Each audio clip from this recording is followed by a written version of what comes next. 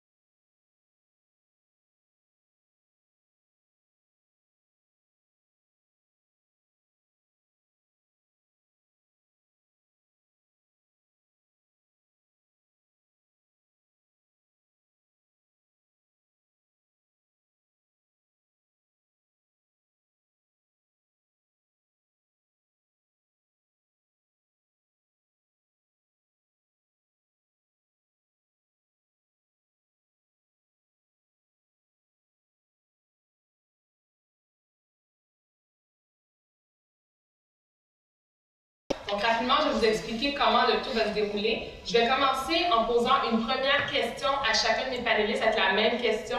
Ils vont avoir à peu près 2 minutes pour répondre. Ensuite, je vais avoir une question spécifique pour chacun des panélistes, donc à peu près 4-5 minutes. J'ai une question avec plusieurs questions, donc on va avoir une conversation avec eux. Par la suite, en troisième lieu, ça va être un échange entre tout le monde. Et finalement, mais non le moins, ça va être vos questions à vous. Donc, je vous invite vraiment à prendre note de vos questions si vous en avez, parce que je sens que ça va être très riche. Moi, j'en ai appris beaucoup sur chacun de ces panélistes-là, puis j'en doute pas que ce sera la même chose pour vous. Sans plus tarder, allons-y avec les présentations. Juste un instant, je m'entends le micro et je vais même faire ça. Donc, celui qui vient de moi, Stéphane Smith. Donc, Stéphane Smith, il est entraîneur-maître pour Hockey Québec. Donc, bienvenue parmi nous, Stéphane. À ma droite, j'ai Maude Boudreau, qui est responsable du soutien à la clientèle du programme Respect et Sport pour entraîneurs, leader d'activité. C'est une initiative du groupe Respect. Elle va être en mesure de nous expliquer quelle est cette initiative-là. Elle est aussi auxiliaire d'enseignement pour le cours d'équité en sport à l'Université Laval. Donc, bonjour Maude. À ma gauche, Pascal Clément, entraîneur-chef de l'équipe masculine de volley-ball du Rouge et Or de l'Université Laval. Et finalement, mais non le moindre, Rosée Cossard, qui était membre de l'équipe canadienne de gymnastique rythmique aux Jeux panaméricains de 2011 et aux Jeux olympiques de 2012. Et aujourd'hui, elle vient également pour nous parler en tant qu'ambassadrice de l'initiative Une équipe du Comité olympique canadien. Donc, Rosie, good morning, good afternoon, I should say. Donc, Rosie, elle va parler en anglais, je vais poser des questions en français, donc il va y avoir un peu de franglais là-dessus. Si toutefois il y a des réponses que vous ne comprenez peut-être pas, juste levez la main, soyez pas gênés, puis je vais procéder à la traduction. On est prêts? On y va? Excellent. Donc, les thématiques qu'on va aborder cet après-midi, quelles sont les réalités qui touchent les athlètes LGBT, comment se manifeste l'homophobie, les actions à poser pour vaincre l'homophobie dans le monde du sport, quel est le rôle de chacun, que ce soit des entraîneurs, des alliés, quelle est l'importance de la formation des entraîneurs et aussi quel est l'impact du coming out de l'athlète sur sa performance et quelle est l'importance d'en parler. Donc, allons-y pour ce premier tour de table. Je vais commencer avec Rosie. Donc, pourquoi c'était important pour vous de participer à ce panel-là? Est-ce que vous avez des moments d'hésitation? OK, d'accord. Est-ce que vous pouvez m'entendre, premièrement? OK. Donc, je vais commencer en français. Je suis vraiment respectueuse de la langue française, donc je vais essayer un peu. Mais si je dois sauter en anglais, je vais faire ça aussi. Donc, j'espère que vous allez me comprendre. Maintenant, c'est vraiment important pour moi d'être ici aujourd'hui. Je n'ai pas hésité, même pas pour une seconde. Ça, c'est un mouvement qui me tient à cœur et c'est vraiment important pour moi d'utiliser ma voix et de parler et de me faire entendre par les personnes qui veulent participer dans le mouvement, qui est vraiment ma passion. Et ça fait longtemps que c'est une passion pour moi. Parfait, merci. Donc, Monsieur Clément? Moi non plus, j'ai pas hésité à accepter l'invitation. Quand j'ai fait ma sortie de placard il y a quelques années, je m'étais bien promis que je ne serais pas porte-drapeau. Pour les Olympiques, pour les Jeux du Canada peut-être, mais pas pour le mouvement gay. Et puis je me suis fait prendre un petit peu au jeu. J'ai été invité progressivement à participer à des discussions, à des rencontres avec des gens. Et puis de fil en aiguille, on se rend compte qu'il n'y a pas beaucoup de modèles masculins en milieu sportif. On en a beaucoup plus au niveau artistique, à la télévision, au cinéma, mais pas en sport. Alors, je me suis dit, ma contribution à moi, c'est peut-être ça. C'est témoigner de mon expérience et peut-être d'aider les jeunes à s'affirmer, à s'accepter peut-être un peu plus rapidement que moi je l'ai fait dans mon jeune temps. Parfait, bon témoignage. Et vous, Maud? J'ai pas hésité non plus, c'est sûr, c'est une cause qui me tient énormément à cœur, parce que je fais partie de la communauté gay, mais aussi parce que je suis une personne sensible à n'importe quelle problématique. Je pense que c'est une question de valeurs. Donc, quand on a les valeurs qui sont les valeurs de respect, les différences et de valoriser les autres qui sont imprégnés fort dans nous, c'est sûr qu'on veut donner de notre temps et de nos connaissances, mais aussi d'apprendre des autres personnes qui sont ici. Ouais. Et au niveau des connaissances, vous allez vraiment être mon point là-dedans aujourd'hui, parce que vous avez fait un beau projet, vous allez entendre ça tout à l'heure, des belles études, on va en entendre parler. Donc, vous? Moi, je n'ai pas hésité, c'est l'analyse d'une amie de Pascal qui me dit aimerais-tu ça participer à ça? Je fais oui. Là, après ça a fait ouf, j'ai parlé à Pascal, est-ce que j'ai ma place là? Parce que bon, je suis hétéro et tout ça. Pascal me pose quelques questions, puis il dit oui, tu as ta place là, parce que par l'expérience que j'ai dans le sport et tout ça. Oui, je travaille pour Hockey Québec en temps partiel, mais je suis coach de vie également. Puis quand j'ai fait ce cours-là, ce qui venait en tête, c'était de rendre un monde meilleur. Puis je pense que ça fait partie de ça aussi, que ce soit votre cause, peu importe la cause. Quand on veut rendre un monde meilleur, mais je pense que c'est quelque chose qui se fait avec son cœur, puis c'est même pas une question, c'est même pas. Ça veut pas être une interrogation, je n'ai même pas. Non, tout de suite, j'ai dit oui. Puis quand Pascal me dit oui, je pense que tu aurais ta place là. Même si je sentais que je n'avais pas nécessairement ma place là, j'ai fait oui pour l'expérience, pour un paquet de choses, puis parce que je veux une ouverture, puis je suis vraiment content d'être là. Parfait, merci donc pour ce premier tour de table. Donc, je vais commencer avec vous, M. Clément. Vous avez ouvert votre cœur dans une touchante entrevue avec Guylaine Tremblay. Donc, pour les gens qui ont peut-être vu, c'était avant public. Et vous parlez justement de votre coming out. Vous venez de le dire, vous l'avez fait il y a plusieurs années. Donc, peut-être pour les gens qui ont pas écouté cette émission-là, leur dire dans quel contexte que ça a été fait. En 2 minutes? Non, là, vous avez 4-5 on a 4-5 minutes. Oui, moi, j'ai été athlète en volleyball toute ma jeunesse. J'ai commencé à partir de tôt secondaire 1, secondaire 2. Je vous dirais que c'est probablement la période où j'ai découvert mon orientation. Par l'entremise des vestiaires, des douches, je me suis rendu compte que j'avais une attirance pour les hommes plus que pour les femmes. Et parallèlement à ça, j'ai eu assez de succès. Moi, je ne faisais pas de sport. J'étais un grand fouet, là, on m'appelait la grande spaghetti. Et puis, je sortais pas beaucoup de la maison, j'étais un gars de TV, je regardais beaucoup la télévision. Et puis quand j'ai commencé à jouer au volleyball, j'ai commencé à m'extérioriser. J'ai eu, à cause de ma grande taille au volleyball, du succès assez rapidement. Et en même temps, parallèlement, je me rendais compte que j'étais différent. Puis, à cause de ce succès-là, qui m'enrichissait beaucoup, il n'était pas question que je prenne le risque de sortir du placard. Alors je n'ai pas sorti du placard toute ma carrière comme athlète, jusqu'à temps que je sois un athlète universitaire. Ça a duré combien de temps, cette période-là? De secondaire 2 jusqu'à universitaire, Okay. je ne sais pas, 8-10 ans dans ce moment-là. Et après ça, j'ai enchaîné tout de suite comme entraîneur. Alors j'ai coaché le collégial 3 à Limoilou, et puis l'équipe du Québec, et puis après ça, j'ai entraîné l'Université Laval. Ça fait maintenant 24 ans que je suis entraîneur-chef avec le Rouge et Or. Et encore là, ben, tu sais, succès brings success, et puis ma carrière, elle est bien sur le plan professionnel. Alors, toute la notion de recrutement des athlètes, d'éducation, du contrôle du groupe, tu sais, ça me faisait peur aussi de sortir du placard comme entraîneur, encore plus. Et puis bref, en 1994, j'ai eu une blessure au dos en Californie. Je suis allé faire un stage en Californie comme entraîneur. Et j'ai été opéré d'urgence là-bas, et puis j'ai eu peur. Tu sais, j'étais vraiment tout seul avec moi-même. Dans ce temps-là, je parlais pas beaucoup anglais, plus les médicaments. Tu sais, je me suis ramassé tout seul dans ma chambre d'hôpital. Je me suis dit, est-ce que je vais mourir un jour sans jamais avoir été Pascal Clément, sans jamais avoir été complètement transparent avec mes proches, mes amis, mes athlètes, les gens que j'aime. Et puis c'est vraiment là que j'ai pris la décision de faire ma sortie de placard. Alors quand je suis revenu tout de suite en 1994, quelques mois après, je l'ai annoncé à mes parents.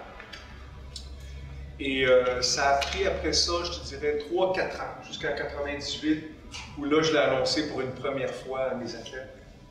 Dans la salle d'équipe, après un match qu'on avait perdu, où il y avait beaucoup de friction dans le groupe, il y avait beaucoup de tension, c'était émotif, c'était intense.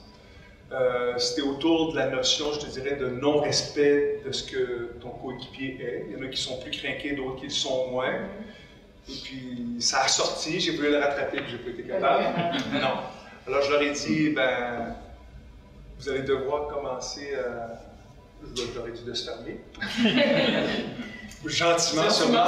Oui, sûrement, avec toute l'intensité que je connais. Mais je leur ai dit, vous allez devoir vous accepter les uns les autres. Parce que moi, je me bats avec mon homosexualité depuis tellement longtemps. J'ai le goût de vous le dire aujourd'hui, vous allez devoir m'accepter. Et alors, c'était un peu une bombe quand même, là. Parce qu'ils viennent de perdre et que les émotions ont monté, là. Oui, c'est ça. La fonte. Ouais, je me souviens, il y avait un de mes adjoints qui était un très bon ami à moi et qui le savait. Il était dans le fond de la salle d'équipe. Lui, il s'est mis à pleurer, il avait peur pour moi. Tu sais, c'est comme si de l'annoncer publiquement, tu sais, c'était en 97-98, je mettais fin à ma carrière d'entraîneur, tu sais, que je perdais toute crédibilité. Alors, il a eu peur pour moi. Puis finalement, les joueurs sont venus me voir après, ils sont venus me donner la main, puis ils m'ont dit, coach, n'inquiète-toi pas, ça va bien aller, puis on va gagner le prochain match. Là, ça s'est passé en 4. Je vois les gens sont touchés. Moi aussi, j'ai été touchée en écoutant en public. Ça s'est passé en 98. On est rendu presque 20 ans plus tard. Ouais. Puis vous en parlez, vous êtes encore très émotif. Oui. Ben, parce que ça a été important pour moi. Ça a été une libération. J'avais quand même 30 quelques années, 34 ans.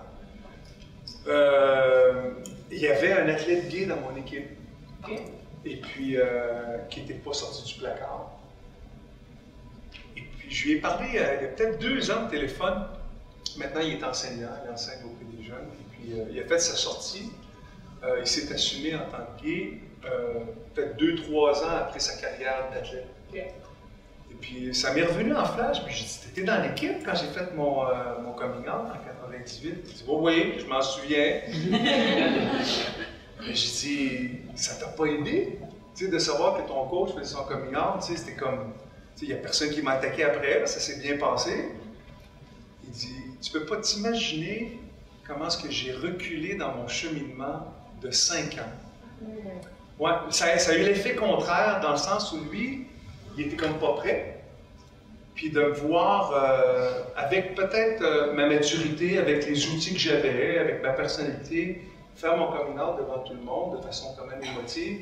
Lui, il s'est dit, moi, je serais jamais capable. Fait que lui, il a backé, au contraire, tu sais.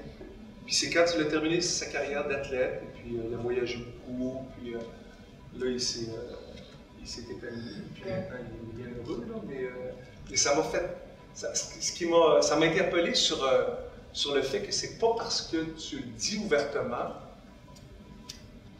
que ça va nécessairement rendre la tâche plus facile à un jeune. Ouais. Ouais. Ben, je vais vous arrêter là. On Oui, va justement parler. Non, mais non, parce que c'est un beau lien avec Rosie, justement. Oui. Parce que ce dont on va parler entre autres aujourd'hui, c'est le fait que rares sont les athlètes qui font leur coming out. Ouais. On peut penser au football, il y a eu Michael Sam, etc. Puis on a Rosie Cossard. So, Rosie, my first question to you is that contrary to Pascal, you came out while you were still competing. So what was the breaking point that motivated you to do so? Donc, qu'est-ce qui a été le moteur qui a fait qu'elle a voulu faire son coming out pendant qu'elle était en compétition? Elle a pris sa retraite en 2012. Okay. There's a lot of factors involved in this question and in this part of my story, but it's very important. It's a very key part of my life, something that I'll never forget. Actually, when I made the decision of coming out. So now I'll backtrack. I struggled a lot before I came out to my family when I was 16, and that was a process. It's not overnight that you come out to whoever. It's not overnight that you come out to yourself, let alone tell the first person. So that took a few years, and actually I was advised by my family to keep that quiet. And I think, I'm sure that my family was trying to protect me and make sure that I didn't get myself into trouble or be the victim of harassment in any way. So I did. For quite a few years, I kept my sexuality to myself, but by doing that, inevitably, you're wearing a mask. Every day. And my teammates are people that I was surrounded with. Every day we trained for 8 hours a day. We also lived together and traveled together. So it's almost even closer than family. These are people that are actually part of you. So to have to wear a mask all the time like that, it's actually exhausting. It's very, very tiring. I'll stop you here. Yeah. Je vais faire un court résumé pour certaines personnes. Donc, ce qu'elle explique, c'est que j'ai demandé la question, quand est-ce que ça l'a motivée de faire son coming out. Elle a dit qu'il y a plusieurs facteurs. C'est une journée qu'elle ne va jamais oublier. Ce n'est pas du jour au lendemain qu'on fait son coming out. Elle s'était ouverte à sa famille vers l'âge de 16 ans. Mais sa famille lui avait recommandé de ne rien dire, donc de vraiment garder ça sous silence. Par contre, elle, ce qu'elle faisait, c'est rendre compte qu'elle portait un masque. Et elle voyageait avec ses collègues, donc ses teammates, ses coéquipières. Elle s'entraînait 8 heures par jour, puis elle voyageait énormément, donc elle sentait que ce masque-là était lourd, puisqu'elle était avec des gens qui étaient presque plus que sa famille, vu qu'elle était beaucoup de temps avec eux. Thank you. So then, moving forward, wearing this heavy mask, I also, you have to lie. You have to lie so much, and it's not something that sits well. It makes you feel like you're a bad person for every day lying about things and, making up stories of maybe, oh yeah, I think this guy's really cute, or I'm actually dating this guy, but none of those things are true, and having to develop the story, and it's just like completely ridiculous. But you feel like you need to do that. I mean, I wasn't doing that for fun, clearly. There was pressure on me to fulfill some of these expectations. So the thing that really changed for me and that made me decide that I needed to come out was actually when my team and I, when we qualified for the London 2012 Olympic Games, I decided, it hit me like, I don't know, so quick. Especially that I had been for so many years dealing with this conflict. It hit me all of a sudden so fast that I needed to be myself when I was competing at the Olympic Games. I needed to not only represent my club, my country, my friends and everyone who was supporting me for so long, but what about myself, right? I needed to take off this mask and all the lies that I had to perform every day. so tiring, and I wanted at the Olympic Games, which I knew was going to be such a huge part of my life, I wanted to be able to look back, you know, when I'm older at any point in my life, to look back at the Olympic Games and say, yes, I competed and I represented myself. That was the turning point. Excellent. Donc, ce lourd masque qu'elle portait, elle disait, j'avais tellement à mentir, c'est-à-dire créer des histoires, dire, oh, ce gars-là, je le trouve cute, ou je suis sortie avec tel homme, alors qu'elle se rendait compte que jour après jour, elle devait raconter des histoires pour fit in, donc pour pouvoir faire sa place au sein de l'équipe féminine. Puis un beau jour, ça l'a vraiment frappée, c'est lorsque son équipe s'est qualifiée pour les Jeux olympiques de Londres en 2012. Elle a dit, c'est bien beau de représenter mon pays, ma famille, mes amis, mais pourquoi ne pas représenter qui je suis vraiment? Donc c'est à ce moment-là qu'elle a décidé le breaking point, là, donc le moment charnière, où est-ce qu'elle a dit, le tremplin, où est-ce qu'elle a dit, j'ai vraiment besoin de retirer ce masque-là, parce qu'un jour, je vais regarder en arrière, puis quand je vais voir ces Jeux olympiques-là, je veux me rappeler que non seulement j'ai représenté le pays, mais je me suis représentée moi-même. Oui, c'est ça. Merci. That's good? I'm not that bad. Actually, you're excellent. I'm very impressed. I'm like word for word. So, well, this is very touching. What we'll do, we'll move on with the next person. Well, were you done about that part? Yes, I'm done. Yes, but you're still with us for 2 hours, so don't worry, I've got more questions for you.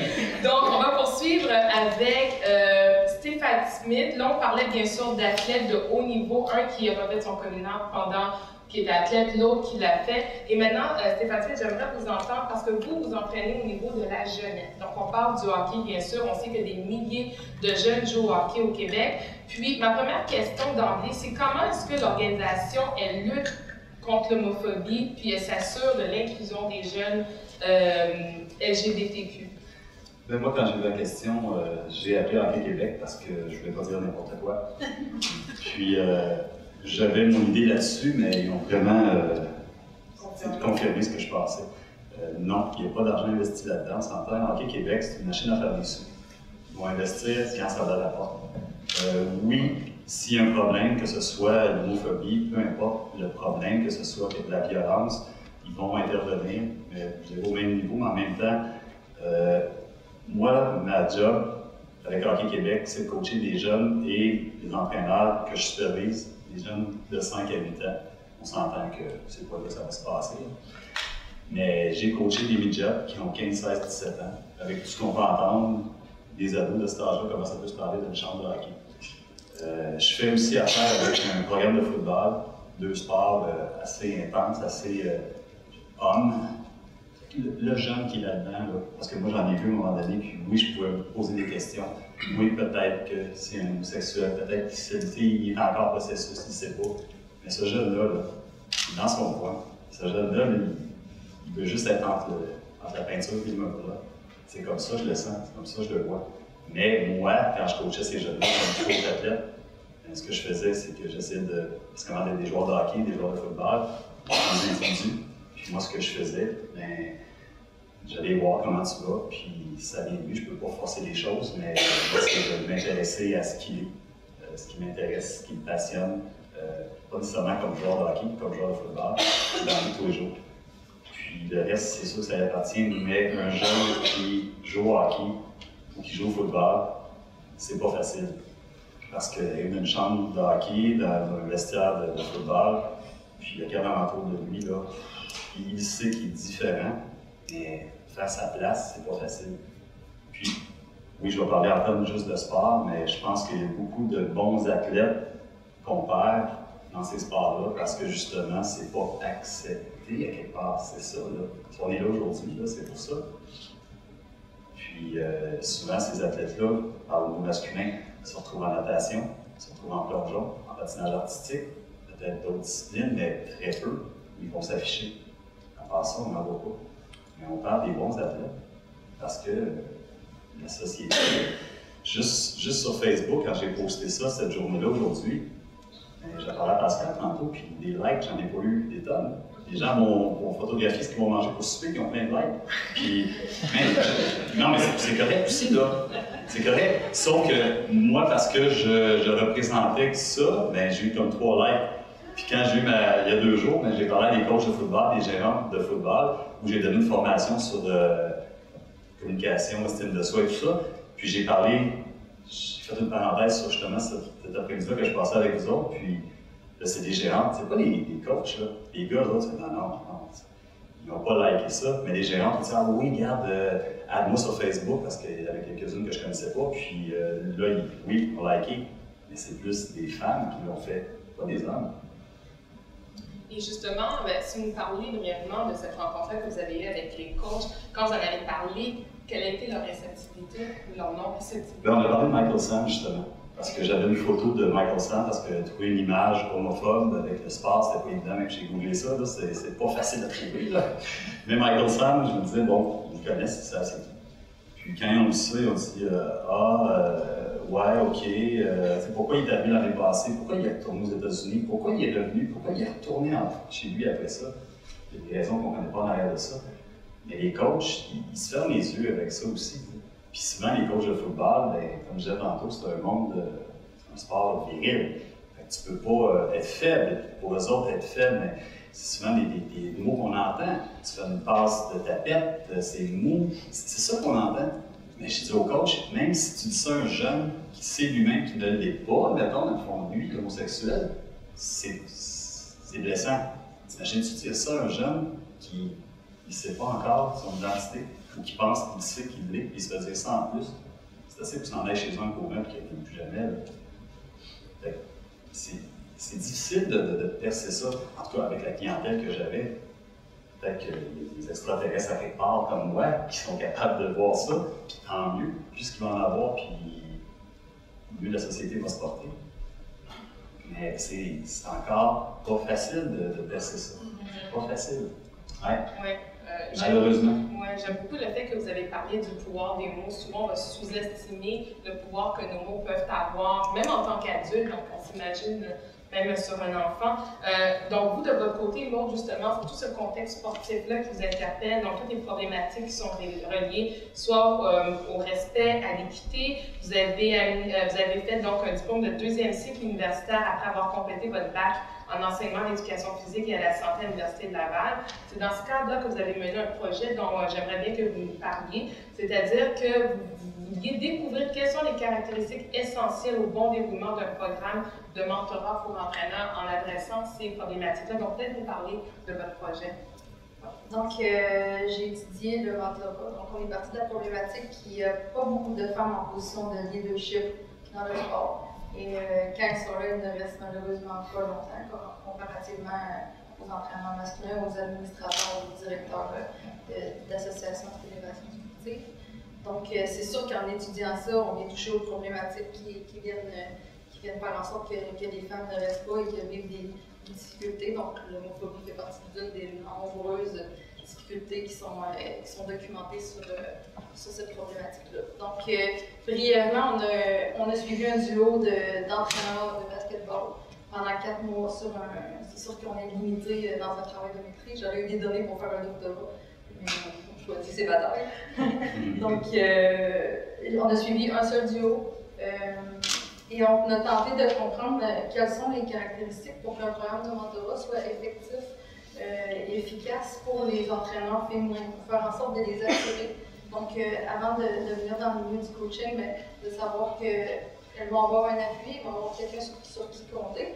Et aussi au niveau de la rétention, donc qu'elles aient les outils et les ressources à la base dès qu'elles commencent leur carrière pour contrer et pour faire face aux problématiques qui vont arriver à elles, parce que malheureusement, on ne peut pas éliminer tous les obstacles, mais on peut par contre former et éduquer les entraîneurs ou les personnes qui vont avoir à travailler dans le milieu sur comment faire face à tout ça. Puis ça, on met la table maintenant pour la discussion plus tard, parce qu'on parle justement quel est l'impact des entraîneurs sur nos jeunes par rapport à toute cette sensibilisation face à l'homophobie. Et vous êtes également responsable du soutien à la clientèle du programme Respect et Sport pour entraîneurs leaders d'activité. C'est une initiative du groupe Respect, donc Respect Group. Peut-être nous parler de Respect Group avant, puis après nous parler de cette initiative. Donc, à la base, Respect Group a été fondé par 2 personnes, dont une de ces personnes-là est Sheldon Kennedy, qui est un joueur de hockey de la Ligue nationale, maintenant retraité, mais lui a été victime d'abus par son entraîneur dans les années 90, alors qu'il était d'âge à jouer junior, si on veut. Peut-être un peu plus. Donc voilà, c'est donc c'est ça, ça a été fondé par lui parce qu'il voyait bien qu'il y avait une problématique et qu'il voulait travailler dans ce sens-là pour régler les problèmes. Donc nous, ce qu'on fait, c'est qu'on a des formations, des programmes de formation en ligne qui mènent à une certification. Ces programmes-là sont sur l'ordinateur, donc la personne peut le suivre de la maison. Donc ça fait qu'on peut rejoindre beaucoup plus de gens sous ce format-là. Donc les formations sont basées sur le respect et les problématiques qui sont associées. Donc on parle d'harcèlement, on parle d'abus, on parle d'intimidation, de discrimination. Donc c'est sûr que ça vient toucher aux problématiques qui sont liées à la tolérance, à l'acceptation des autres. Pardon. Donc c'est sûr que l'homophobie est un de nos sujets qu'on aborde dans le programme de formation. Donc, c'est ça, les formations s'adressent aux entraîneurs. Dans le sport, on a des formations aussi qui s'adressent au monde du travail et dans les écoles. Moi, aujourd'hui, on va parler plutôt de la formation sur le sport. Donc, on a la formation en sport, on a 2 volets, donc la formation pour parents et la formation pour leader d'activité. Donc, on n'est pas exclusif au sport.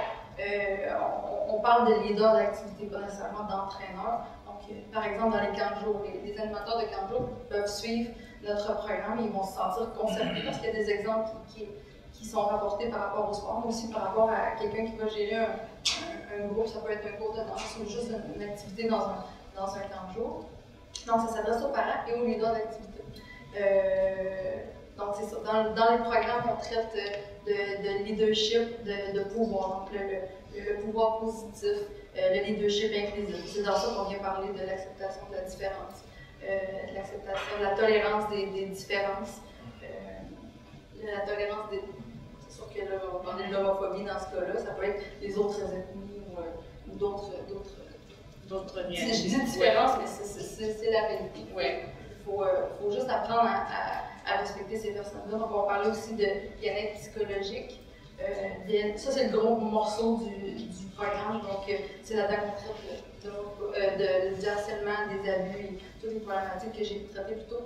Et ensuite, le bien-être physique. Parce que c'est sûr que l'entraîneur a une responsabilité, non seulement morale, mais légale, d'assurer un environnement sain et sécuritaire pour les enfants qui vont pratiquer le sport, qui vont être sous leur tutelle.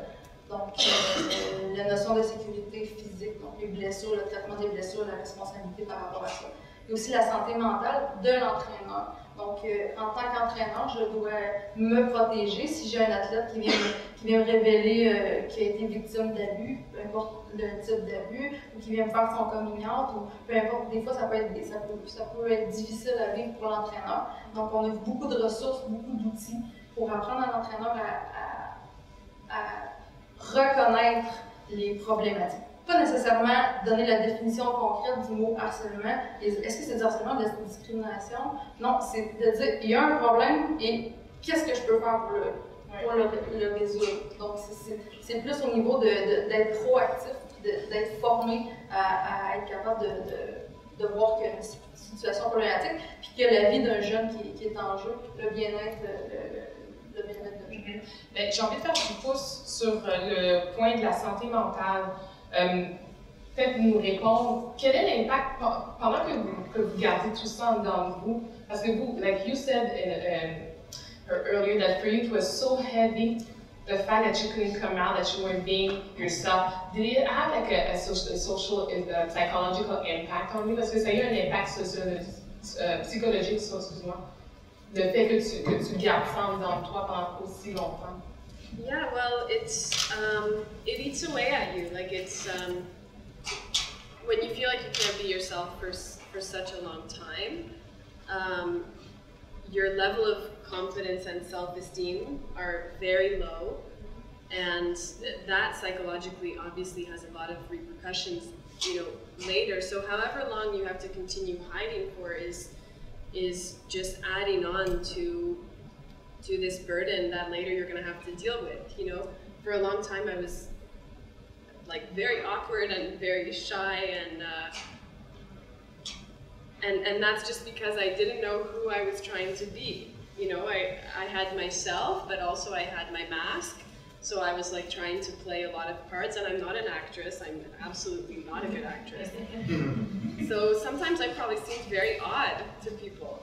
And you know, one time, one of my teammates, I was having a rough day at training, and so kind of I was like up and down with my mood, and she made a comment saying like that I'm bipolar, and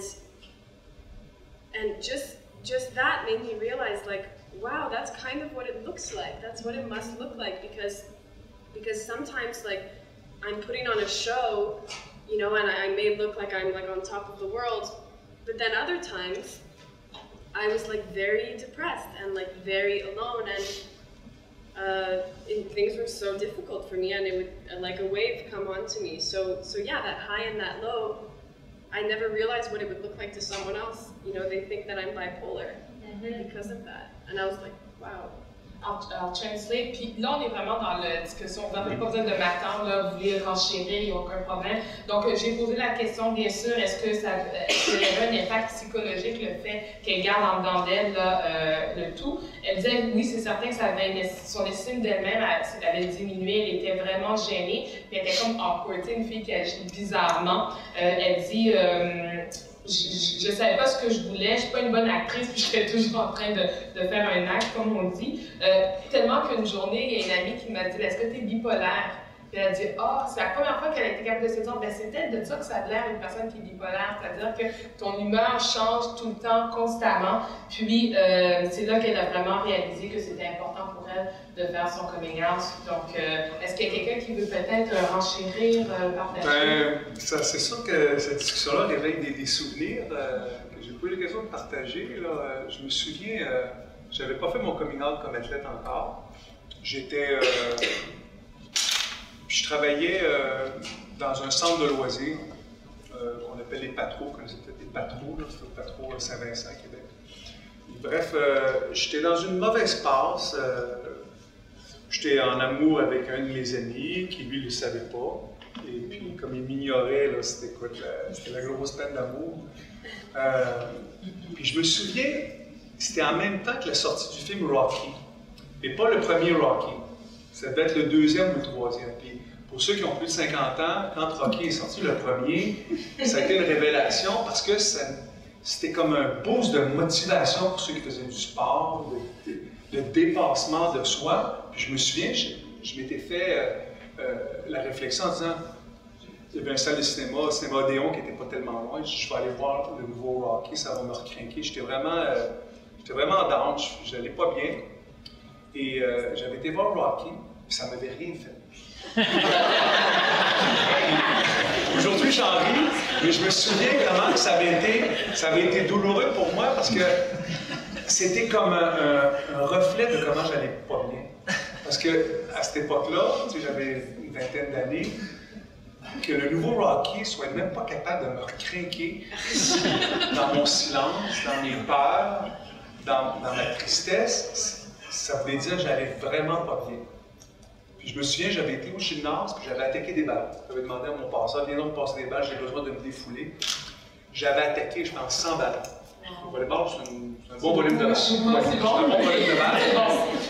Et tu sais, c'était comme de me faire souffrance un peu. Et puis, à cette époque-là, je me souviens que j'avais pensé au suicide. Puis, honnêtement, je pense pas. Tu sais, j'étais un gars qui est trop gourmand de la vie. Je pense pas que j'aurais jamais été jusque-là. Mais j'y ai pensé très, très sérieusement. Ça a été très difficile.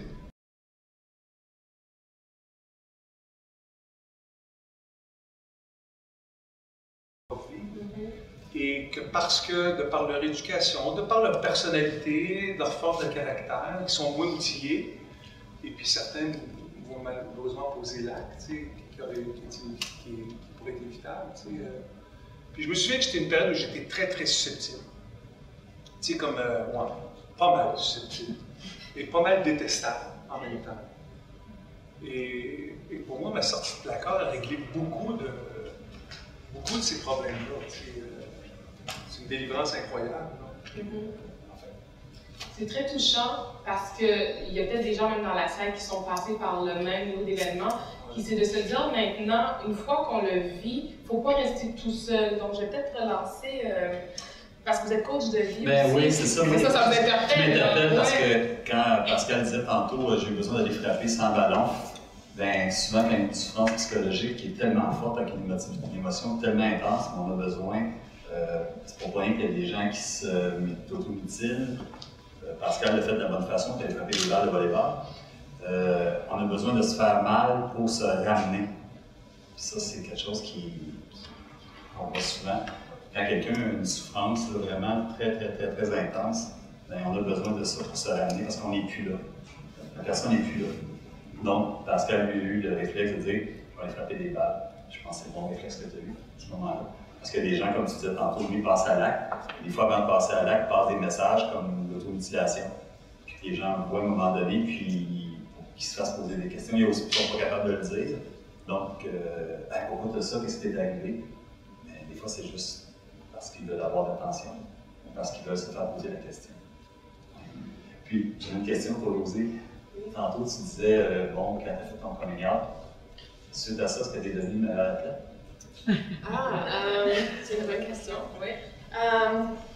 Well, before, I should have mentioned this, but part of the reason that I felt comfortable to come out, actually, was because for the past 4 or 5 years that I had known that I was gay and that I had this burden, this disease, so I was told I had to compensate in other parts of my life. So I had to now be an extraordinary athlete, okay? Not just a good athlete anymore, I had to be the best, and by far.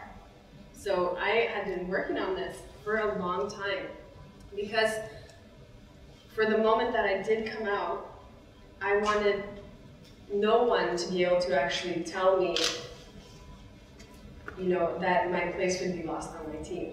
Like, I wanted that to be impossible. I wanted to be so good at my sport that they would say, well, okay, she's a lesbian, no, we really don't like this is a disaster, but she's the best one on the team, we can't lose her. That was like my rationalization, so I didn't become but then actually, yeah, in a way, having come out, my sport is very expressive. Rhythmic gymnastics is very, very emotional, and I had always had problems with my expression. I was always a very good athlete. My athletic skills were good, but my expression and my movement and my dancing was like always what I struggled with, and it was like so embarrassing all the time. I was like awkward, right? Like a little weird. But yeah, after coming out, I also came into my skin so much, and like I had so much to express. I had my whole life now to express in the 1 year that I had left in my sport, and I really, really went at it. Like, I actually, during that year somehow became like the best dancer in my sport. Like, everyone would say, oh, look at Rosie, look how much emotion she shows, and it was just, I couldn't even believe it. But that came out of me after coming out. Tu étais devenue Rosie à 100%. Exactly. Yeah. Je vais résumer. This is so interesting. I hope I don't miss anything. Il lui a demandé est-ce que tu es devenue une meilleure athlète après ton coming out? Elle répond j'ai dû compenser parce que je voulais pas perdre ma place sur l'équipe. Et j'ai dit oui, je vais être lesbienne, puis même si les gens n'aiment pas ça, mais vu que je vais être la meilleure, les gens vont dire on n'aime pas ça, mais on va la garder pareil parce que c'est la meilleure. Puis le point qui me touche beaucoup, puis j'imagine beaucoup d'autres d'entre vous, c'est qu'elle a dit j'ai toujours été bonne au niveau des habiletés athlétiques, mais quand il venait le temps, elle faisait de la gymnastique rythmique, on dit en français, le temps de faire ses expressions et tout, puis de danser sur la pas sur la glace, sur le tapis, voilà. Côté athlétique, c'est toujours bien, mais ses expressions, ça sortait pas comme elle voulait. Et après son coming out, c'est là que le full 100%, let's go, on est capable. Rosie est sortie, donc elle était capable de s'exprimer vraiment très bien. Et maintenant, elle devenait un sujet de comparaison auprès des autres danseuses, parce qu'on disait, mais est-ce que tu as vu Rosie, comment est-ce qu'elle s'exprime, elle est tellement belle. This is awesome, on l'applaudit.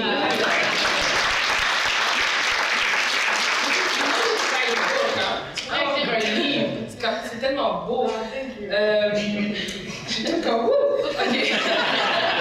OK, on poursuit. Donc là, on parlait de santé mentale, on parlait d'outils. J'ai envie de poser la question, peut-être que vous n'avez pas la réponse, mais est-ce que les psychologues sportifs sont outillés aujourd'hui, en 2016? Do they have the skills now, the psychological doctors, to help maybe youth or athletes that come out? Okay, well, I'll answer from my opinion, but I'm sure other people have something to say. I had a sports psychologist. Actually, she was she was for our whole team, and we were supposed to talk to her about like performance-related mental struggles.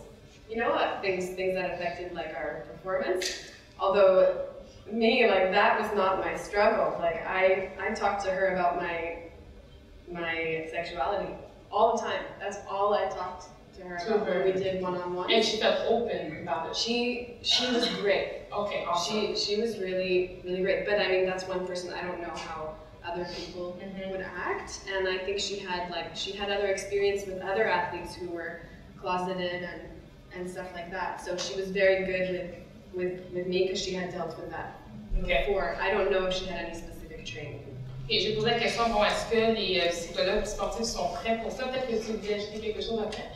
Non? Ok, parfait. Donc, elle disait que normalement, les psychologues sportifs vont vraiment orienter la discussion autour de tout ce qui a trait avec la performance puis le côté la santé mentale. Pas le côté de santé mentale, on appelle... ouais, c'est ça. Puis, elle, de son côté, elle disait qu'elle parlait de son orientation sexuelle exclusivement, quasiment avec son psychologue. Elle a trouvé qu'elle a été très ouverte.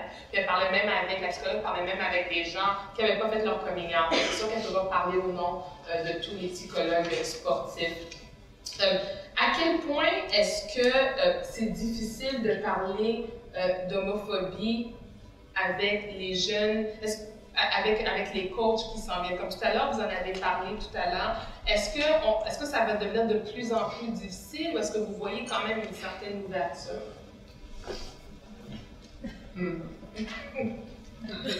Ça parle, hein? C'est ça.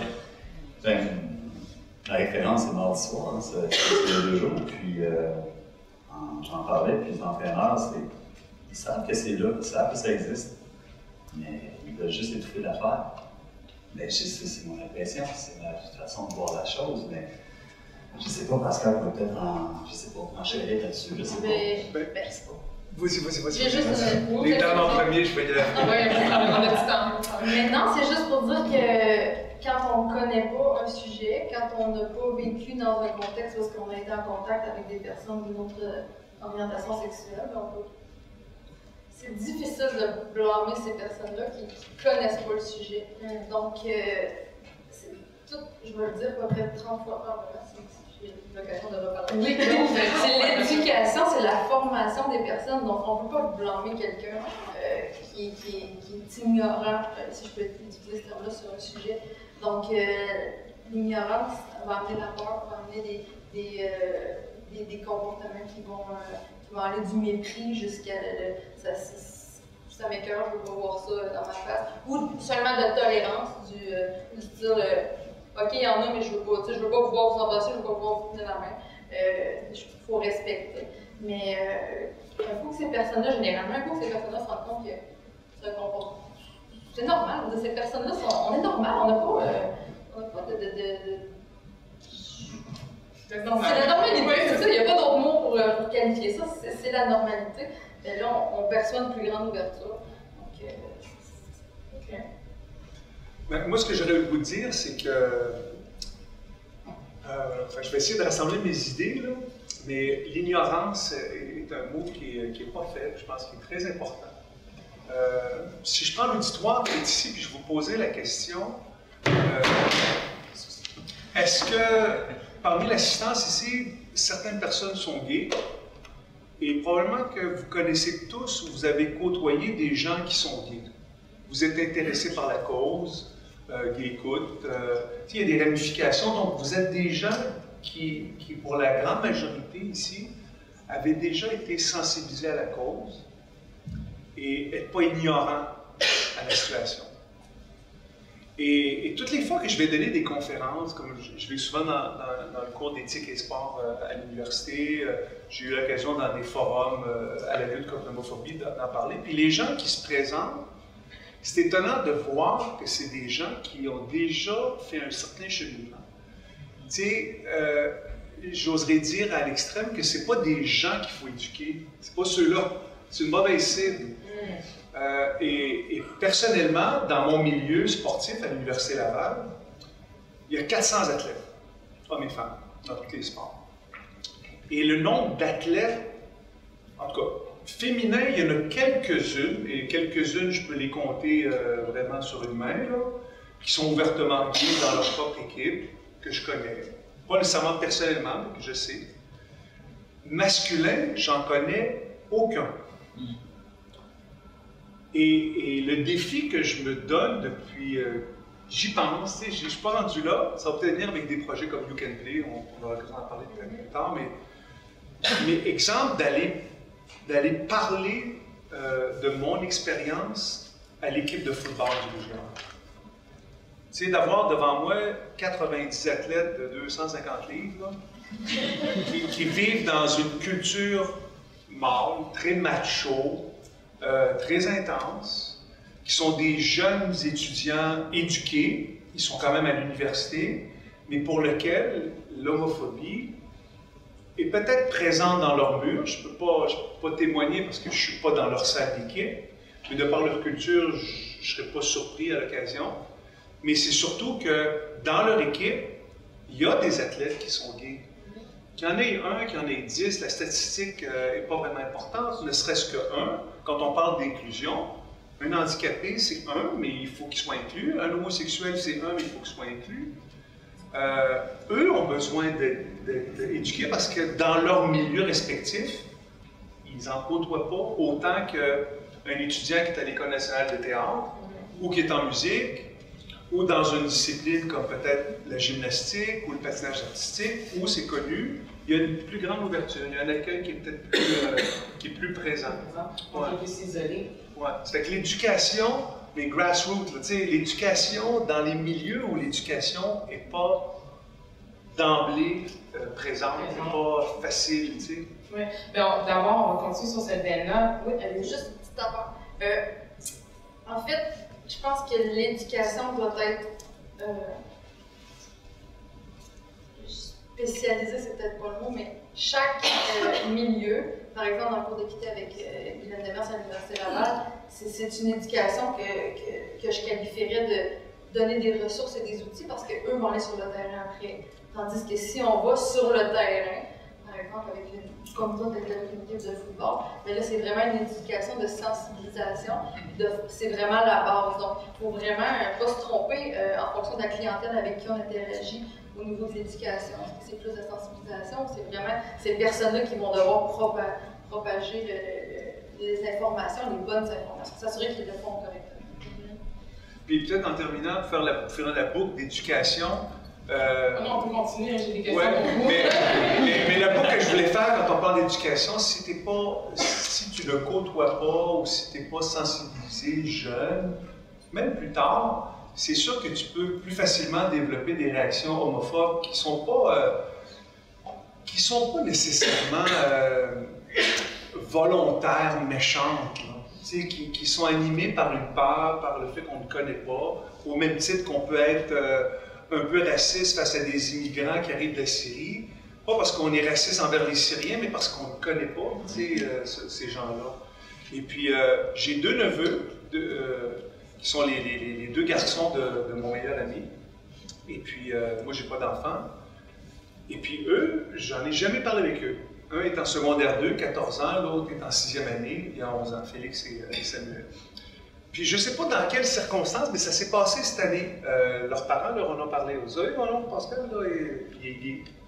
Puis je ne peux pas vous dire dans quelles circonstances, mais je sais qu'ils m'ont parlé autour de la table. Puis les parents m'ont informé, en s'excusant, en disant, tu sais, l'occasion était trop là, puis le contexte était bon, fait qu'on leur a dit, c'était pas trop choqué. Je dis, non, c'est correct, tu sais. Et puis, j'en ai reparlé, mais un petit peu à la sauvette avec eux. Tu sais, entre autres, je suis arrivé dans le temps de, je pense que c'était pour le 17 mai, la fête contre l'homophobie. Okay. Sur la rue Saint-Jean à Québec, il y avait des immenses posters. Puis j'étais parti faire du magasinage avec mon petit neveu d'11 ans. Puis on est arrivé face à des posters où il y avait des transgenres, des gays, des lesbiennes. Puis il y avait un petit texte qui expliquait, exemple, Michel, avant s'appelait Michel ou vice-versa, ou tout ça. Puis là, j'ai posé des questions à mon neveu. Puis, tu sais, ça c'est un gay, puis comme mon oncle. Puis, oh oui. Là, il est parti à rire un peu gêné. Mais où je veux en venir, c'est qu'il n'y a pas longtemps, le plus vieux, on en parlait ouvertement parce qu'il y avait une émission à la télévision, peut-être après Banc public justement. Puis il disait que dans sa cour d'école, il y a des jeunes de ses copains qui sont mis à blaster un peu contre les gays. Tu sais, pas être correct, à dire des méchancetés. Puis il a dit, hey, wow! Il dit, mon oncle, il coche le rougeur, puis il est gay, fait que vos gueules.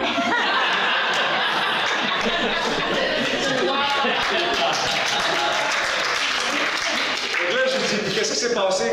Ben, il dit, ils ont pris le trou, ils n'ont plus rien dit. Il était bien fier, tu sais. Fait que je me disais, tu sais, il est éduqué, il est jeune, fait que pour lui, c'est normal. Puis il était comme même fier d'être porte-parole un petit peu, de prendre ma défense. Ouais.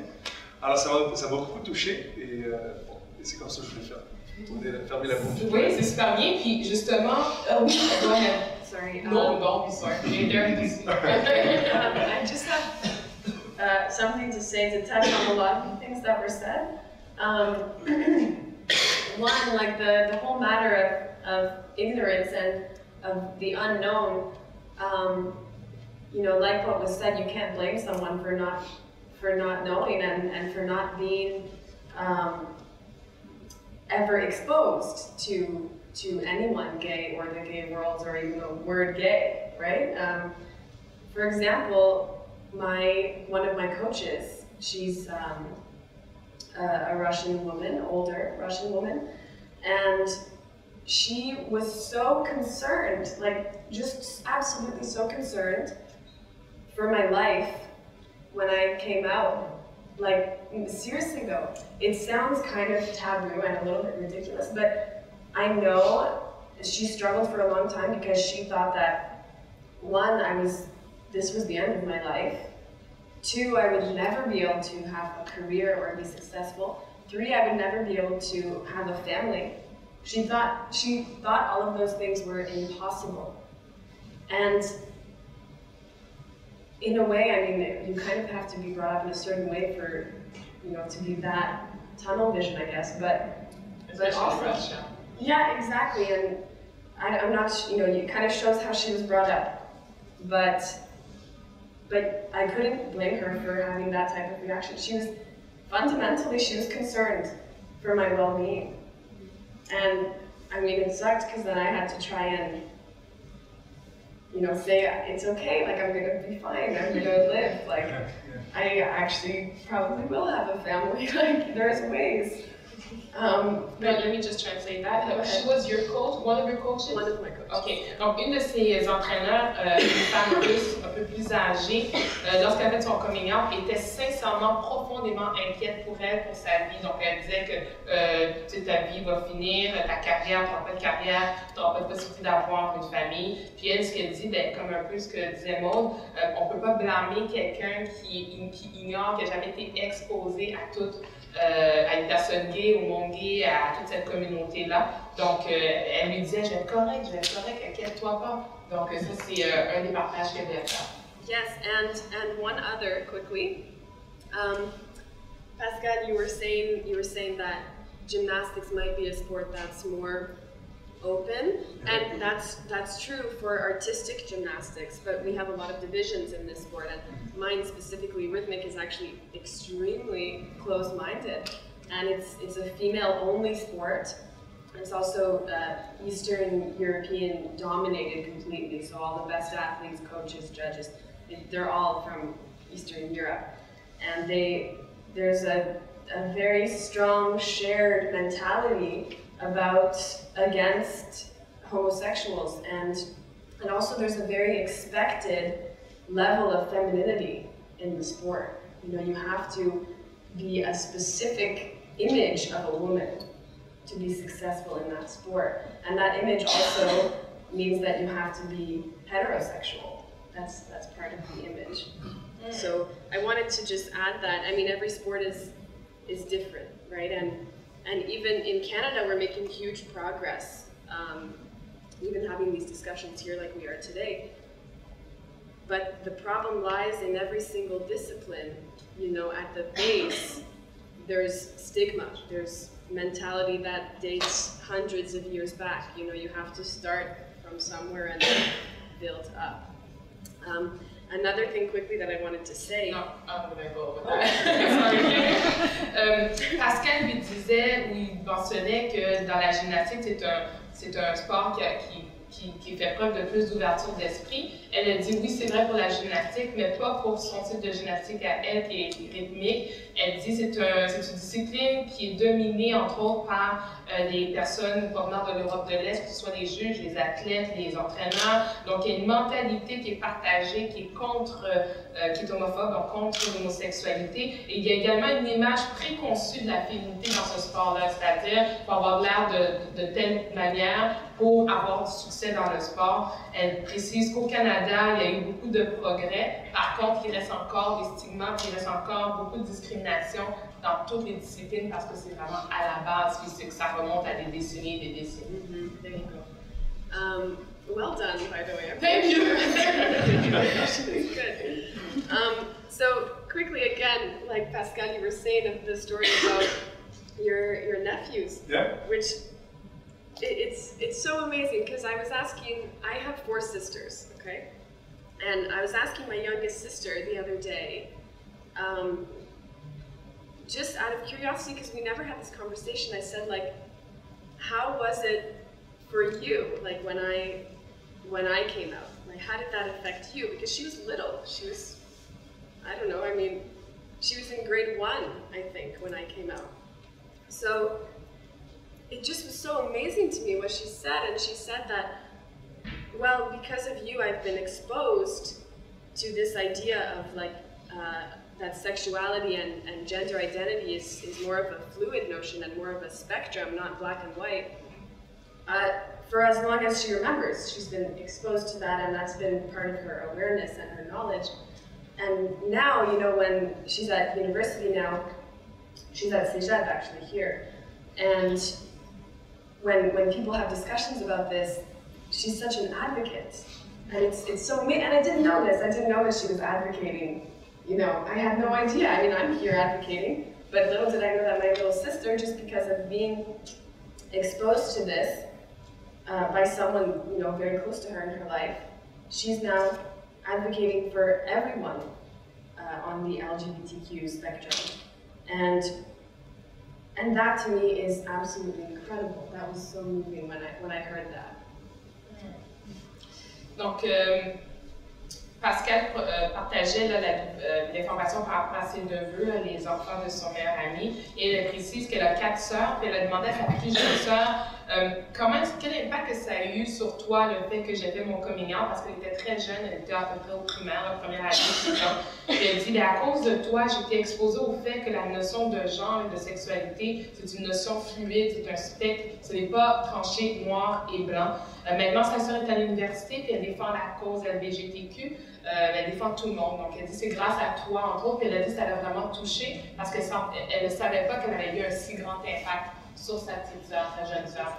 How old is she now? 17. 17. Oh, and she's so young. Okay, wow. Yeah. Yeah, that's awesome. Because I thought she was maybe in her 20s. Okay. No, she's like speaking up. It's really awesome. Awesome. Excellent. Avant qu'on passe, parce qu'on parlait un peu d'éducation, puis je vais rester un peu dans ce fil-là. Donc, on parlait des entraîneurs quelle est la responsabilité des autres entités qui font partie de notre société, que ce soit les institutions, les gouvernements, les politiciens? Est-ce que plus doit être fait pour justement amener cette éducation-là à un niveau plus grand, au niveau de la société? Qu'est-ce que vous en pensez? Ou est-ce qu'il y a peut-être des choses qui sont faites? On va parler après des initiatives qui sont déjà mises sur pied.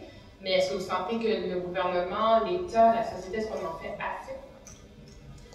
Si je peux faire une intervention, l'important c'est de s'assurer, pour critiquer ce qui est fait, parce que toute initiative est légitime, et on ne peut pas blâmer les personnes d'avoir des initiatives.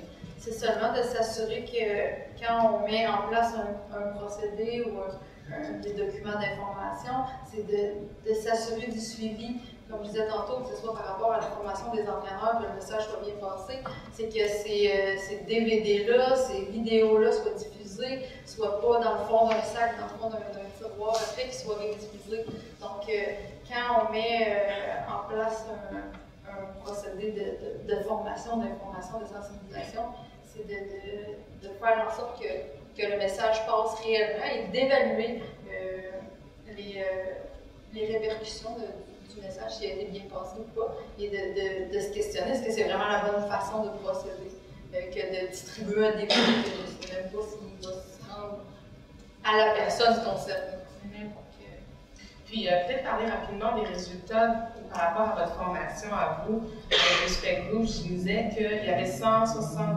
J'avais ça là. Oui.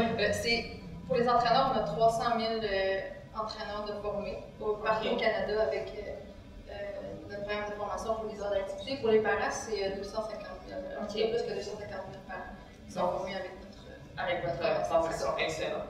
Est-ce que vous entendez donc vous voulez pas rajouter quelque chose à ça? Non, ben, je réfléchis à ta question qui est large en même temps. Ben, qui est large, puis qui est importante, tu sais, sur la responsabilité. Tu sais, en fait, ce que je recevais de ta question, c'était à qui revient la responsabilité? Ou avec qui on peut partager cette responsabilité? Oui, à qui partager la responsabilité, tu sais. Je pense que les lois ont fait beaucoup au Québec. Tu sais, la loi sur le mariage gay, sur l'adoption. Tu sais, les lois font avancer beaucoup de choses, je pense.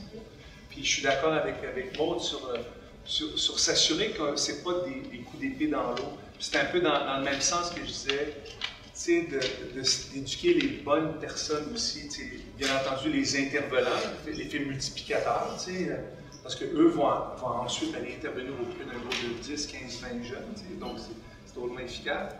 Puis les milieux qui sont moins touchés, qui sont moins sensibles, qui sont peut-être moins, qui ont été moins confrontés à cette situation-là. Ouais. C'est un peu une de des choses qu'on trouve le plus important dans le partage de nos procédés de formation, c'est de pas seulement former l'administrateur qui va être responsable ensuite de former les entraîneurs de son organisation, qui va après être responsable de former les jeunes. Le message va être malheureusement dilué, c'est normal. Donc, c'est de s'approcher le plus possible des personnes concernées. Donc, c'est pour ça que nos formations sont aux entraîneurs, parce que ça ne suffit pas de rejoindre les administrateurs, directeurs, membres du CA. C'est pas suffisant. Il faut aller plus loin que ça. Je sais, je sais pas, mais vous êtes aussi membre de Équité, d'un autre programme, Égale Action. Je pense que c'est sur votre site que je lisais tout ce qui a trait au langage. Est-ce que ça se peut au niveau de la formation par rapport aux mots qui sont admissibles, adéquats, à éviter? Parce qu'on sait que dans notre lexique, au cours des... Moi, j'ai 35 ans, je me souviens quand j'étais jeune, on ne disait pas... Je ne sais pas si on dit encore aveugle, maintenant on va dire des non-voyants. Donc, je sais que le lexique a évolué, donc c'est la même chose, j'imagine. Donc, qu'est-ce que vous enseignez? Qu'est-ce qui est enseigné aux gens, si vous êtes capable, si vous êtes en mesure de donner une information là-dessus? Ben, avec Égale Action, en fait, il y a plusieurs formations. Égale Action est une organisation qui travaille pour les femmes dans le sport, donc pour l'intérêt des femmes dans le sport. Et oui, si je prends par exemple une formation qui est donnée par nous sur l'homophobie, ben, c'est pas nécessairement sur l'homophobie, mais c'est apprendre à déceler, c'est montrer le chemin octobre. Donc, c'est une initiative de l'Association canadienne pour l'avancement des femmes dans le sport. Et au Québec, on l'a adapté avec Égalaction. Donc, c'est Égalaction qui distribue ces formations-là. C'est des formations en classe qui sont offertes aux intervenants. Et cette formation-là a pour objectif de démystifier l'homosexualité. Tantôt, je parlais des personnes qui n'ont jamais eu dans leur entourage des personnes qui sont d'une autre orientation sexuelle ou autre. C'est d'apprendre le langage, l'utilisation des mots. Qu'est-ce qui est acceptable, qu'est-ce qui n'est pas acceptable. C'est de tenir compte du contexte aussi, de prendre pour acquis que on ne connaît pas la personne, on connaît pas le vécu de la personne qui est devant soi. Donc, on a eu, avec Pascal, dans le cours d'équité, une grosse discussion avec des jeunes sur l'utilisation du mot, excusez-moi de l'utiliser, mais du mot tapette. Donc, les répercussions, parce que certaines personnes vont dire, moi je le dis, mais c'est pas parce que je te traite de gay, c'est pas ça. Mais l'utilisation du mot, ça c'est mon avis, là, je parle de mon avis personnel, mais l'utilisation de ce mot-là va continuer à encourager un peu les stéréotypes parce qu'on va utiliser le mot tapette pour dire c'est un smash de tapette ou c'est un lancer. Si c'est normal, des fois ça peut échapper à quelqu'un, puis on ne peut pas le rattraper nécessairement, mais c'est de ne pas négliger l'impact des mots parce qu'on ne connaît pas le vécu de la personne en avant. Peut-être que cette personne-là a eu des expériences négatives dans le passé et il faut assumer que tant qu'à ça, c'est toi Pascal que vous aviez un autre mot, vous avez dit une journée, on utilise ce mot-là pour dire, tant qu'à ça, utilise un autre mot. Oui, parce que j'avais un de mes athlètes qui était noir. Et puis, effectivement, là, je remonte il n'y a pas si longtemps que ça, peut-être 2003-2004, dans ce coin-là. Et puis, il y avait un running gag dans l'équipe où ils utilisaient le mot tapette. Et puis, c'est que si le gars, une journée qui n'est pas bon au service, il sert en tapette, et l'autre il attaque en tapette. Mais moi, là, étant complètement, ouvertement moi-même avec mon groupe d'athlètes, sans vivre aucune situation homophobe de leur part à mon égard, ça ne m'atteignait pas, le mot ne m'atteignait pas, personnellement. Juste demandé où je trouvais que là, c'est comme trop, parce que là, c'était plus juste une fois là, servir en tapette, mais là, c'était comme aussitôt qu'il y avait quelque chose de pas bon, c'était associé au tapette. Fait que j'appelle mon athlète en question, Pierre, puis je lui dis, là, c'est parce que le tapette, là, faut que ça arrête, là. Oh, c'est parce qu'elle arrête de capoter avec ça, tu sais. C'est pas contre toi. Bon, tu sais. Mais ça, dans le contexte de gars. Puis là, je dis, OK, mais non, il n'y a pas de problème, je me sens pas attaqué, là. Mais tu sais, les autres, tu connais pas l'histoire de tous tes coéquipiers, de leurs parents, de leurs frères, de leurs sœurs, de leur propre histoire à eux, tu sais. Fait que là, je lui dis, on va faire une expérience. Je dis, on peut prendre une semaine, on lâche le mot tapette, puis on va dire, c'est nègre. Tu sais, c'est nègre de servir dans le net, ou, tu sais, là, il m'a regardé. En tout cas. Il a compris. On n'a pas besoin de parler expérience. C'est ça, parce que les deux termes, le mot nègre et le mot tapette, ont une connotation très négative. Ouais. Donc, historique aussi. Mais on a eu une bonne discussion, puis j'avoue que je suis ambivalent, puis je ne suis pas de témoigner, parce que moi, je l'ai utilisé il n'y a pas plus tard qu'il y a 2-3 semaines. à ma grande surprise. Okay. Puis honnêtement, depuis cet épisode-là des années 2005-6, là, c'est pas un mot qui est utilisé dans mon équipe. Je ne l'entends pas, je ne l'utilise pas. Et je ne sais pas pourquoi, mais à un moment donné, là, dans une lancée, dans un speech que j'ai eu à faire après une très mauvaise performance de l'équipe, je dis là, c'est parce que là, vous savez en tapette. Là, je leur dis, là, ça a sorti. Je ne peux pas me rattraper. Mais pas, tu sais, non, mais. Là, la seule façon de m'en sortir sur le fait, c'est de leur dire, bon, OK, je l'ai dit, j'ai le droit. Fait que ça a passé comme ça, mais après coup, ça m'a hanté quand même. Tu sais, je me suis dit, pourquoi j'ai dit ça? Ça n'a pas de bon sens. Tu sais, je passe régulièrement pas ma vie, mais à les éduquer, tu sais, à ne pas utiliser des termes comme ça blessants de tout égard, tu sais.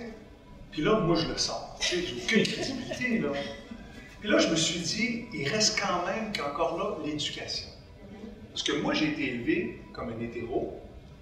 J'ai fait du sport jusqu'à l'âge universitaire, dans lequel le mot tapette est utilisé. Je veux dire, j'ai été éduqué à identifier quelqu'un qui ne joue pas bien comme étant quelqu'un qui joue à tapette. Et ça fait partie de mes veines, tu sais, je veux dire, c'est dans ma culture. Puis on aurait dit que c'est comme revenu, tu sais, sans que j'ai été capable de comprendre, parce que j'ai été éduqué. Alors, ça m'a dit, c'est comme une preuve assez flagrante comment est-ce que l'éducation est importante. Parce que j'ai été éduqué à accepter ce mot-là. Alors, même en étant con, en étant gay, j'accepte, c'est comme au-delà de ce que je suis capable de contrôler, à la limite, tu sais. Surtout que c'était sur le coup de l'émotion, là. Absolument, ouais. Alors, c'est ça. Battez-vous pas. Well, it's interesting the talk of language because language is so powerful and language is how we communicate, right? So whatever words are available to us is what we're going to use to communicate to other people. And there's this notion of binary language, you know, where you're one or the other and there's nothing in between. You know, you're a man or you're a woman, you're heterosexual or you're homosexual. And these are the labels that we have to play around with. But what if you're neither of that, or what if you don't want to put yourself in a box? Like, language it's crazy how powerful it is, and that's all you have to use. It's like you're given this, make do with it. You're given this one word, and that's it. You know, there's nothing else.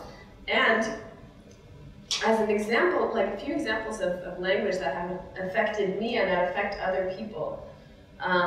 For example, even the word gay has such a negative stigma to it.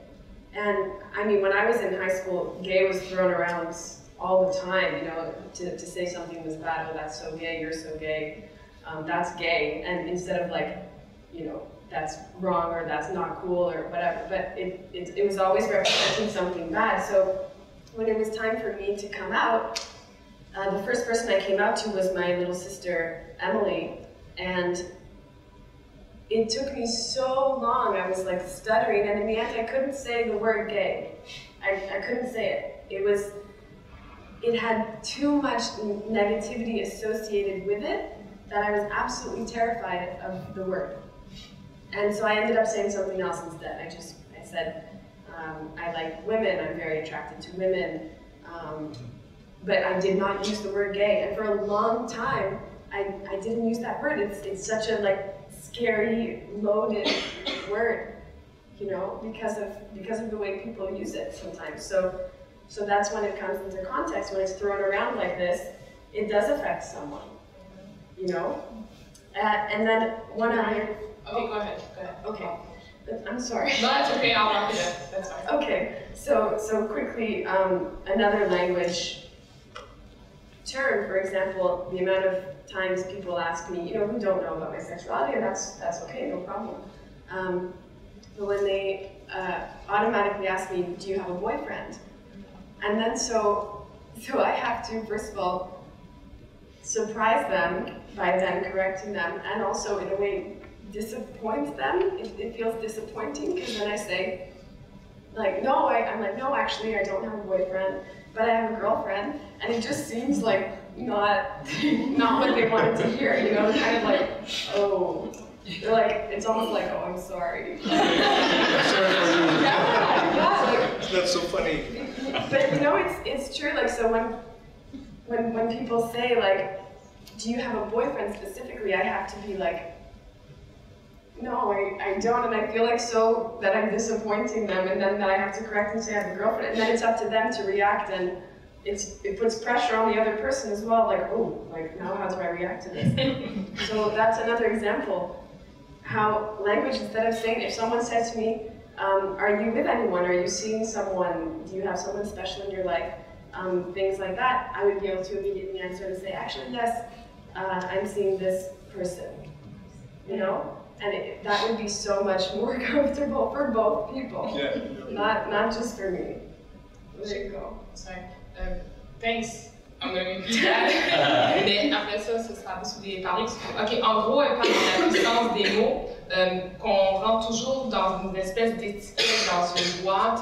Puis elle explique comment est-ce que le langage qu'on utilise peut affecter les gens. C'est notamment le cas du mot gay. Pour elle, pendant toute sa vie, le mot gay a une connotation négative. Donc, la première personne à qui elle s'est confiée, c'était sa petite sœur. Elle a été incapable de dire le mot gay. Elle a dit « j'aime les femmes, je suis attirée par les femmes ». Et ça a été pendant longtemps qu'elle n'a pas été capable d'utiliser ce mot-là. Elle parle également d'un autre terme quand les gens disent « est-ce que tu as un copain ?»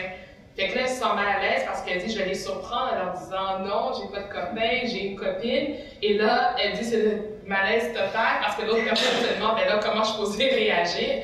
Et elle se dit « ben peut-être que ce serait plus diplomatiquement correct ou plus sain que la personne dise « est-ce que tu as quelqu'un de spécial dans ta vie ?» au lieu de juste dire « est-ce que tu as un copain ou une copine ?» ou vice-versa. Donc, elle est obligée de peser ses mots. Donc, ça, c'était au niveau du témoignage de Rosie. Vous vouliez rajouter quelque chose? Non, on parlait des mots, c'est tellement important. Puis les jeunes, ça, les ados, bien souvent, ça fait juste te dire ça en tout cas. T'es un gay, t'es ci, t'es ça. Mais on est ce que l'on dit. Hein. Puis quand on dit ces mots-là, bien ces jeunes-là qui disent ça, je suis pas sûr qu'ils associent le mot à quelque chose de négatif. Et dans leur tête, c'est négatif. Puis ils se le disent tout le temps, de changer cette façon-là. Comme Pascal disait tantôt, on va sortir un mot différent, dire un mot différent pour ça. Parce que ça, c'est ça. Et ce n'est pas, c'est pas négatif. Mais les jeunes se le disent, les ados, moi je coach du hockey, je coachais du midget, là. Les jeunes, ça se fait juste se dire ça. C'est assez. Il a fallu que j'ai un talk avec eux, là, c'est assez. Pourquoi tu dis ça? Mais c'est de ramener les gens à soi, les jeunes à soi. Qu'est-ce que ça te fait, toi, ce mot-là? Qu'est-ce que ça te fait, toi, d'avoir un homosexuel? Qu'est-ce que ça te fait, toi, de savoir que cette personne-là est lesbienne? Qu'est-ce que ça te fait à toi d'amener les gens à eux? Mais c'est pas facile parce que c'est facile de parler des autres, c'est pas facile de parler de soi, de ce qu'on sent. Puis qu'est-ce que ça nous ramène? Ça nous ramène à quoi? C'est quoi cette peur qu'il y a derrière ça? Moi, j'ai 4 enfants de 20 ans à 10 ans, puis mes enfants, je parlais de tes neveux tantôt, mais mes enfants, là, ça fait partie de leur réalité. Parce que mon ex-belle-sœur, si on veut, ben, sa meilleure amie est lesbienne. Mes enfants ont toujours vu ça. Puis il amenait ses amis, un petit ami qui était gay, puis il venait, puis il faisait partie des parties, ça fait partie de leur vie. Fait que mes enfants, là, quand ils voient ça, c'est normal. Puis c'est pour ça, tantôt, j'ai eu comme un flash où on disait qu'est-ce qu'il faut faire, est-ce qu'il faut, le gouvernement, qu'est-ce qu'il pourrait faire. C'est beau tout ça, c'est des paroles, c'est des textes, des choses qu'on soit, mais qu'est-ce qu'on fait avec ça souvent? Que ce soit de ça ou de n'importe quoi d'autre qu'on soit. Souvent, on le prend pour le mettre de côté. C'est nos actions qui parlent. C'est facile pour moi de parler, j'en suis pas un. C'est facile pour moi peut-être me dire ça, là. Mais que ce soit moi, en tant qu'entraîneur, de dire à mes jeunes comment le faire, mais en faisant, en étant dans l'action. Pas en disant des mots, là, ça veut rien dire. Mais si dans mes actions, je ne fais pas ce que je dis, ça n'a aucune portée mes mots. Fait que le gouvernement, peu importe ce qu'ils veulent faire, peu importe l'argent qu'ils vont investir là-dedans, peu importe, mais ça reste du vent. Il faut que ce soit les gens, les gays, les gens qui sont là, qui sortent de chez eux, qui aillent voir des gens qui vivent normalement, pour que justement les ticus, là, les jeunes, qui soient habitués à ça, qui voient ça, que ça fasse partie de leur réalité, puis qui disent « Hey, c'est normal! » On n'a même pas besoin de le dire, ils l'ont vu, ils le voient, c'est comme ça. Qu'il y a 2 hommes ensemble, qu'il y a 2 femmes ensemble, ça fait partie de la vie et c'est normal. Mes enfants, moi, jamais, parce qu'ils ont été depuis son petit exposés à ça. Puis ça va de soi, c'est comme ça. On va bientôt passer à la période des questions. Dans 5 minutes, je vais demander à mes 2 panélistes à la gauche de parler de 2 programmes qui sont importants. Donc, on va commencer avec You Can Play. Tu nous expliquer ce que c'est, puis après ça, on va nous parler d'une équipe. En fait, You Can Play, c'est un programme qui a été mis sur place par M. Bird, qui était l'ancien directeur général des Maple Leafs de Toronto. Son fils est décédé d'un accident, son fils était gay, il est décédé d'un accident automobile, et son autre fils est impliqué dans le monde du hockey aussi. Et ils ont parti un programme qui s'appelle You Can Play, qui est un programme, une plateforme en fait, qui permet à des organismes, à des associations sportives, des universités, l'équipe, le comité olympique l'a fait, la Ligue nationale de hockey l'a fait, où des gens du milieu témoignent sur l'importance d'être inclusif à l'égard des LGBT. Et le slogan You Can Play, c'est que tu es capable de faire des buts, tu es capable de dunker, tu es capable de faire des points, tu peux jouer pour notre université, tu peux jouer pour notre équipe. Il n'y en a pas de problème, peu importe ton orientation. C'est un peu ça le thème. Et l'idée, c'est de faire boule de neige et d'inciter un petit peu, finalement, tous les organismes et institutions qui travaillent dans le milieu sportif à s'unir et faire un peu ensemble une espèce de coming out inclusif là, de toutes les orientations et de tous les jeunes. Et c'est un projet qui me tient à cœur parce qu'on aimerait l'implanter à l'Université Laval. Okay. C'est un projet parce qu'il n'y a aucune université francophone encore au Québec qui a adhéré au programme. Il y en a quelques-unes, dont l'Université de Toronto là, qui est très impliquée. Il y a beaucoup de grandes universités américaines, l'Université d'Alberta. Au Québec, il n'y en a pas encore. Alors, un peu frileux, donc on peut travailler là-dessus. Un peu frileux, mais il y a encore beaucoup de neige au Québec. Oui, c'est ça. Merci beaucoup. Et une équipe. Yeah, so the Canadian Olympic Committee has established fairly recently, in the last year and a half or so, a program that we call One Team, or Une Équipe. And the whole message behind this fundamentally is, like Pascal was saying, you know, you can play, but it's the same message, you know. The whole slogan is "We are one team," right? You know, it's your ability on the field of play, it's your performance level, it's your athletic ability. It's not who you love, it's not how you like to dress, it's not all of those other outside factors that make you part of this team, which is the Olympic team, or any team that you're a part of. So we developed this program that we have about 36 athlete ambassadors, all of which are high-level athletes, very familiar with the world of sport, and either allies or LGBTQ identified athletes, which go to different schools all across the country to deliver this message about you know, being able to play the sport that you want to play, no matter your sexuality or gender identity, delivering the message of inclusion in sport, and not only sport, but inclusion in general, inclusion everywhere, in any space that you're in. So the target audience that we have for these talks is between grades 6 and 9. That's our focus. We do other grades as well, in high school mostly. But to kind of deconstruct the constructions that we know today, demystify what a lot of people know or don't know about the world of LGBTQ. And of course, we partner, the Canadian Olympic Committee partners with You Can Play, as well as EGAL, Human Rights Trust, who are both very much experts in both of their fields, and bringing that expertise together with us, we're able to really deliver a strong message to schools, which we're focusing on, and to athletes all around the world, right? Like we have online resources that are available absolutely everywhere. And they're available on the internet, but accessible to anywhere in the world, is what I mean. Excellent. Donc, thank you very much. Donc, depuis un an et demi, le Comité olympique canadien a mis sur pied un programme qui s'appelle One Team, Une Équipe. Leur message est très similaire à celui de You Can Play, c'est We Are One Team, on est une équipe. Ce qui compte, c'est ta performance et tes habiletés athlétiques. Donc, il y a 36 athlètes ambassadeurs qui soient LGBTQ, identifiés LGBTQ ou alliés hétérosexuels qui vont visiter les écoles à travers le pays. Leur message, bien sûr, c'est l'inclusion dans le sport, mais partout dans notre société. Les écoles qui sont les élèves, donc leur cible, ce sont les enfants de grade 6 à 9, année 6 à 9, on parle du début du secondaire 1 à 3 à peu près, dans le but de déconstruire, démystifier ce qu'ils ont appris à travers leur éducation, et en faisant partenariat avec You Can Play, qui a une belle expertise, et EGAL aussi, espoir égal, un autre organisme, donc ça envoie un message encore plus fort. Et finalement, le Comité olympique canadien offre des ressources en ligne en lien avec toute cette mobilisation-là qui est disponible, des ressources qui sont disponibles à travers le monde, à toutes les personnes qui sont sur Terre à travers le monde. Donc, yeah. Sorry, I just No, that's but, perfect. I just wanted to add one thing. Earlier, when we were talking about demystifying this abstract world and these abstract terms, the face-to-face is so important. So yes, we have online resources, and yes, that's very helpful.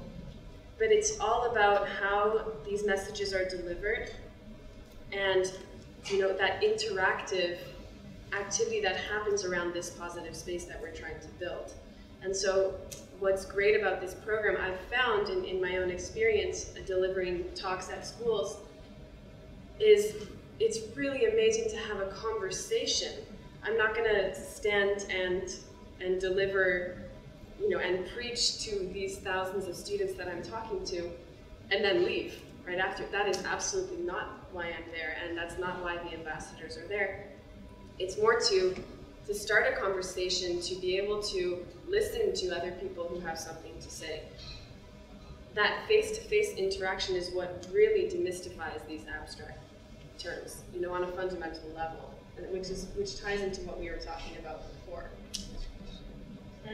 Donc, elle précise que ce qui est important pour elle, oui, c'est vrai qu'il y a des milliers de ressources en ligne, mais c'est vraiment le contact face à face, en personne. Son but, c'est pas juste de visiter les écoles, mais c'est d'initier des conversations avec ces jeunes-là et de les poursuivre. Donc, pour aller vraiment dans le fondement de la question. So, thank you very much. Vous avez apprécié notre panel? Oui.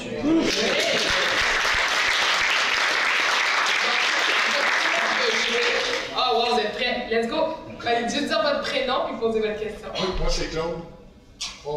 Ça va aller. Moi, ce qui me fait rire, c'est qu'on est à côté d'une institution à côté qui, pour moi, est pas loin d'être homophobe. Parce que le Canadien de Montréal a jamais donné un appui aux gays, aux LGBT en tant que tel. C'est une des seules équipes, je pense que Vancouver a donné leur appui, Toronto a donné leur appui. Les Alouettes de Montréal ont essayé de donner leur appui en engageant Michael Sam. Et puis en passant, Michael Sam, il ne joue pas au football parce que c'est impossible de jouer au football, à moins que tu sois un Robinson du baseball, que tu es prêt à te faire massacrer pendant plusieurs années. Ça prend du courage. Mais ce que je voulais dire, c'est qu'on a fait d'immenses progrès, comme au Québec, depuis 20 ans, les LGBT, mais que dans le domaine du sport, c'est resté là. Puis je pense qu'on va avoir la même discussion dans 20 ans. On va fermer les rideaux.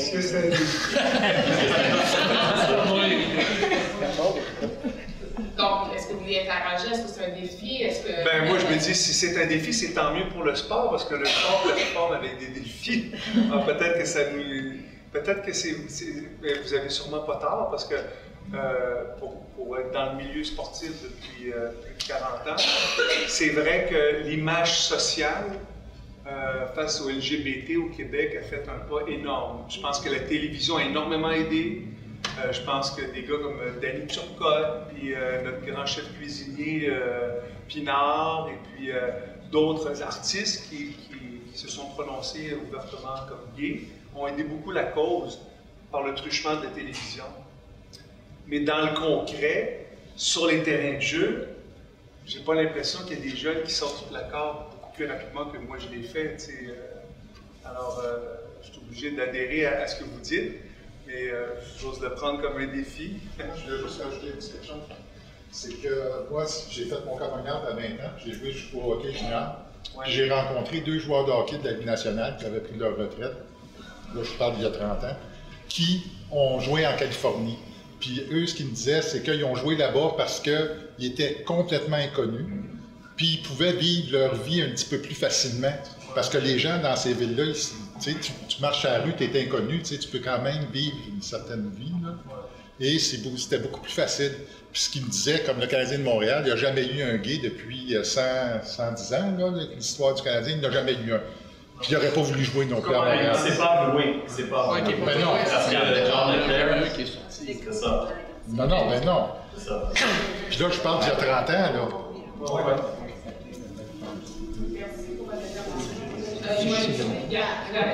touch on that, first of all, thank you for raising this concern, because a lot of times when we have these conversations, we get carried away and we're surrounded in a room full of open-minded people, full of people ready to talk about these things. And it seems awesome, like, okay, great, job done, let's move on. But no, absolutely not. And good point that, you know, it could be right next door, that it's in an entirely different environment. And this absolutely has to be said aloud. Otherwise, the change won't happen. But that being said, personally, I do feel like we have come a long way, because I've seen quite a bit of change. At least when I was an athlete, I thought I was the only gay person in the entire world. And that sounds ridiculous, but I really thought so. I had never met another gay person in my life in this very small world closed world of rhythmic gymnastics. And I felt absolutely alone, and there were no resources available for me. I absolutely looked. I looked very hard, and I even tried to find other gay people in this world somewhere. I was very much actively looking, and there was nothing available. At least now I can say that if someone were to look, there would be something. At least I can say that now. You know, but that's still a step, and it's still somewhere better. I don't think, and at least it's going to be entirely my responsibility, and I'll take that on my shoulders. In 20 years, we better not still be having the same conversation. Donc, oui. Je veux juste ajouter là-dessus.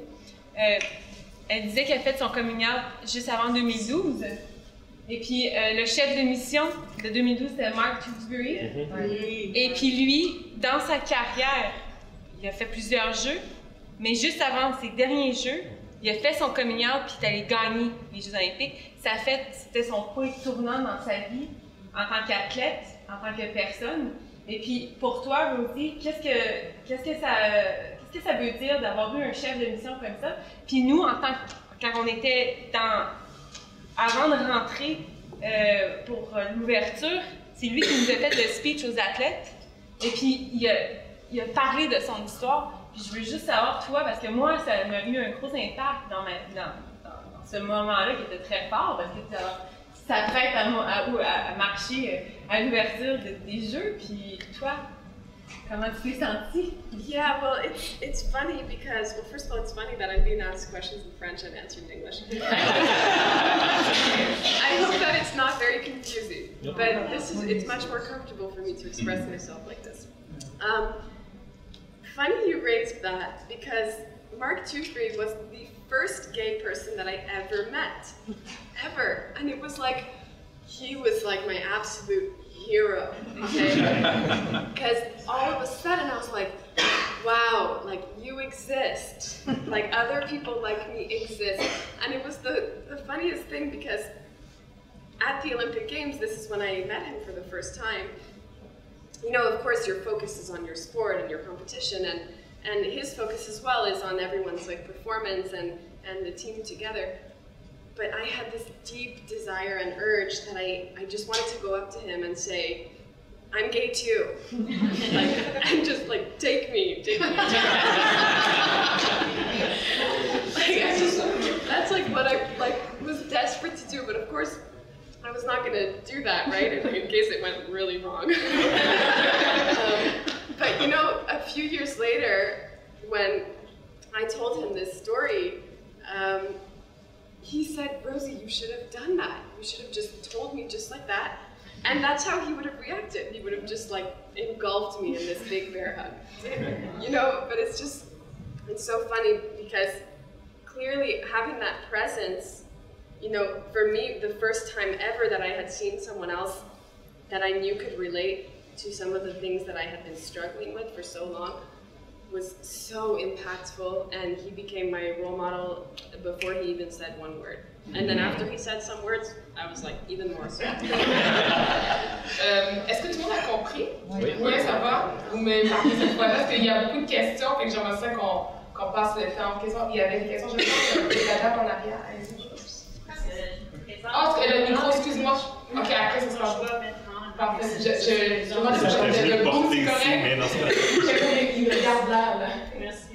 Donc, first of all, I agree with you, Rosie. Mark is just an absolute force, and you just want to hug him. He's amazing. Donc, mais d'abord, merci à tout le monde. C'était vraiment un panel intéressant, et puis pour vos témoignages super.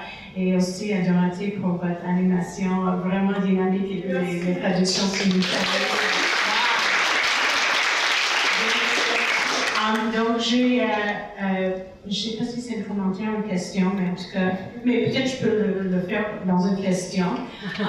En fait, Dorothée vous a demandé c'est qui a la responsabilité dans la lutte contre l'homophobie et puis la transphobie dans les sports, et puis vous avez tout répondu un peu différemment. Je me demande, est-ce que vous voyez dans ça un rôle pour les enseignants en éducation physique? Parce que moi, je crois que vous autres, vous êtes comme, au moins quelques-unes parmi vous, vous êtes des athlètes élites, mais l'activité sportive en général est importante pour tout le monde. Et puis même comme pour les athlètes élites, ils commencent à l'école, comme tout le monde commence à connaître les sports à l'école. Donc, est-ce que vous pensez qu'en ciblant les profs en éducation physique, ça peut être une bonne stratégie pour lutter en général contre l'homophobie dans les sports? Et puis j'ai une petite deuxième question après sur One Team, mais ça va être vite. Ben, mon opinion, c'est sûr que vous en avez parlé ce matin aussi dans le panel, que les enseignants ont un énorme, ont une super tribune pour partager un message de respect et de tolérance. Oui, c'est sûr que ça. Surtout depuis tout ce qui s'est passé avec la réforme, l'éducation physique, c'est plus juste. Ça n'a jamais été ça, mais c'est pas juste botter un ballon, apprendre à botter un ballon, ça va au-delà de ça. Et maintenant, moi j'ai été formée en éducation physique avec les 12 thèmes qui sont reliés à la santé, qui sont l'hygiène, qui sont là-dedans il y a la sexualité. Donc c'est le rôle de l'enseignant maintenant en éducation physique de partager, faire par exemple des capsules santé que nous on appelait, donc parler d'une thématique qui est reliée à la santé mentale, ça peut toucher n'importe quel sujet, mais c'est une énorme responsabilité. Il faut responsabiliser les enseignants par rapport à ça. Ce que je vois malheureusement, c'est ce que vous devez être conscient aussi, c'est que les enseignants, j'ai beaucoup d'amis qui, elles sont enseignantes, et elles en ont par-dessus la tête sont bombardés d'initiatives, de documentation. Donc, quand on arrive avec un nouveau projet, on leur met c'est gros, c'est une grosse responsabilité pour déjà l'enseignant a enseigné sa matière, l'éducation physique, c'est le développement des habiletés physiques et tout ce qui a rapport à ça. Mais là, d'ajouter cette énorme responsabilité-là, je sais que les enseignants trouvent ça difficile et je l'ai expérimenté un peu, soit dans les stages où j'ai fait de la suppléance aussi. C'est gros, avec la gestion de classe, avec tout ce qu'il y a. Tout ce qu'on entend des enseignants aujourd'hui qui débarquent dans les rues, c'est légitime de leur part. Oui, ça passe parce qu'ils contactent tout le monde, en fait, c'est la prochaine génération, mais la réalité est autrement, malheureusement. Et c'est le cas pour tous les enseignants, pas juste les enseignants d'éducation physique. Oui, c'est ça. C'est juste que maintenant, on demande à l'enseignant d'éducation physique, parce qu'avant, il y avait la formation personnelle et sociale, c'est le cours que... Ça fait longtemps, ça. Tu vois si bien. Mais moi, j'ai eu la formation personnelle et sociale, je ne sais pas avoir parlé d'homosexualité, mais c'était pas pareil il y a 15 ans, 20 ans. Mais là, c'est rendu c'est sûr que, comme ce matin, vous parliez d'intégrer dans les manuels scolaires, de normaliser l'homosexualité, la transsexualité, toutes ces choses-là. Donc, oui, mais c'est malheureux, mais oui, c'est peut-être défaitiste un peu, mais je pense que je suis réaliste aussi, que c'est un gros défi. Il faut appuyer.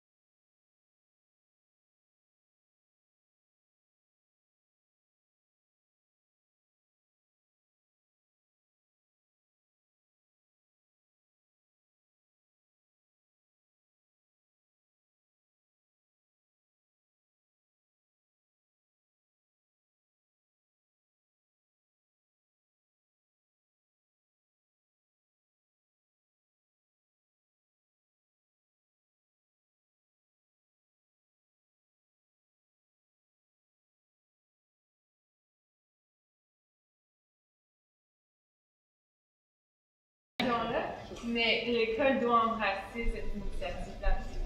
Je sais que c'est super intéressant. Je sais qu'il y a des gens là-bas qui avaient des questions. Est-ce que vous aviez une sous-question rapidement?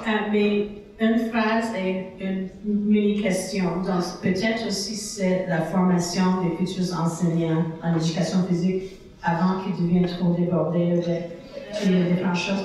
Question sur One T. Je comprends qu'il y a des ambassadeurs et puis à travers le Canada. Est-ce qu'il y a des ambassadeurs francophones ici au Québec qui sont disponibles? Okay. So we do have ambassadors from Quebec. We absolutely do. But there are all different levels of comfort with this type of conversation.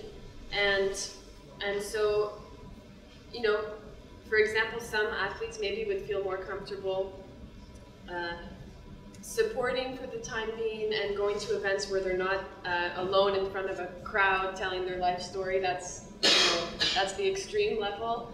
So there's all different types of comfort, and we absolutely have people in Quebec that want to speak and that have been speaking, for sure. But it just depends on how far along they are, you know, and that doesn't mean that they're not willing to support and stand up, but it really takes something else to be able to talk about your whole life story. You know, that's I mean, a few years ago I would not be here. So I understand that, you know. But of course we're trying to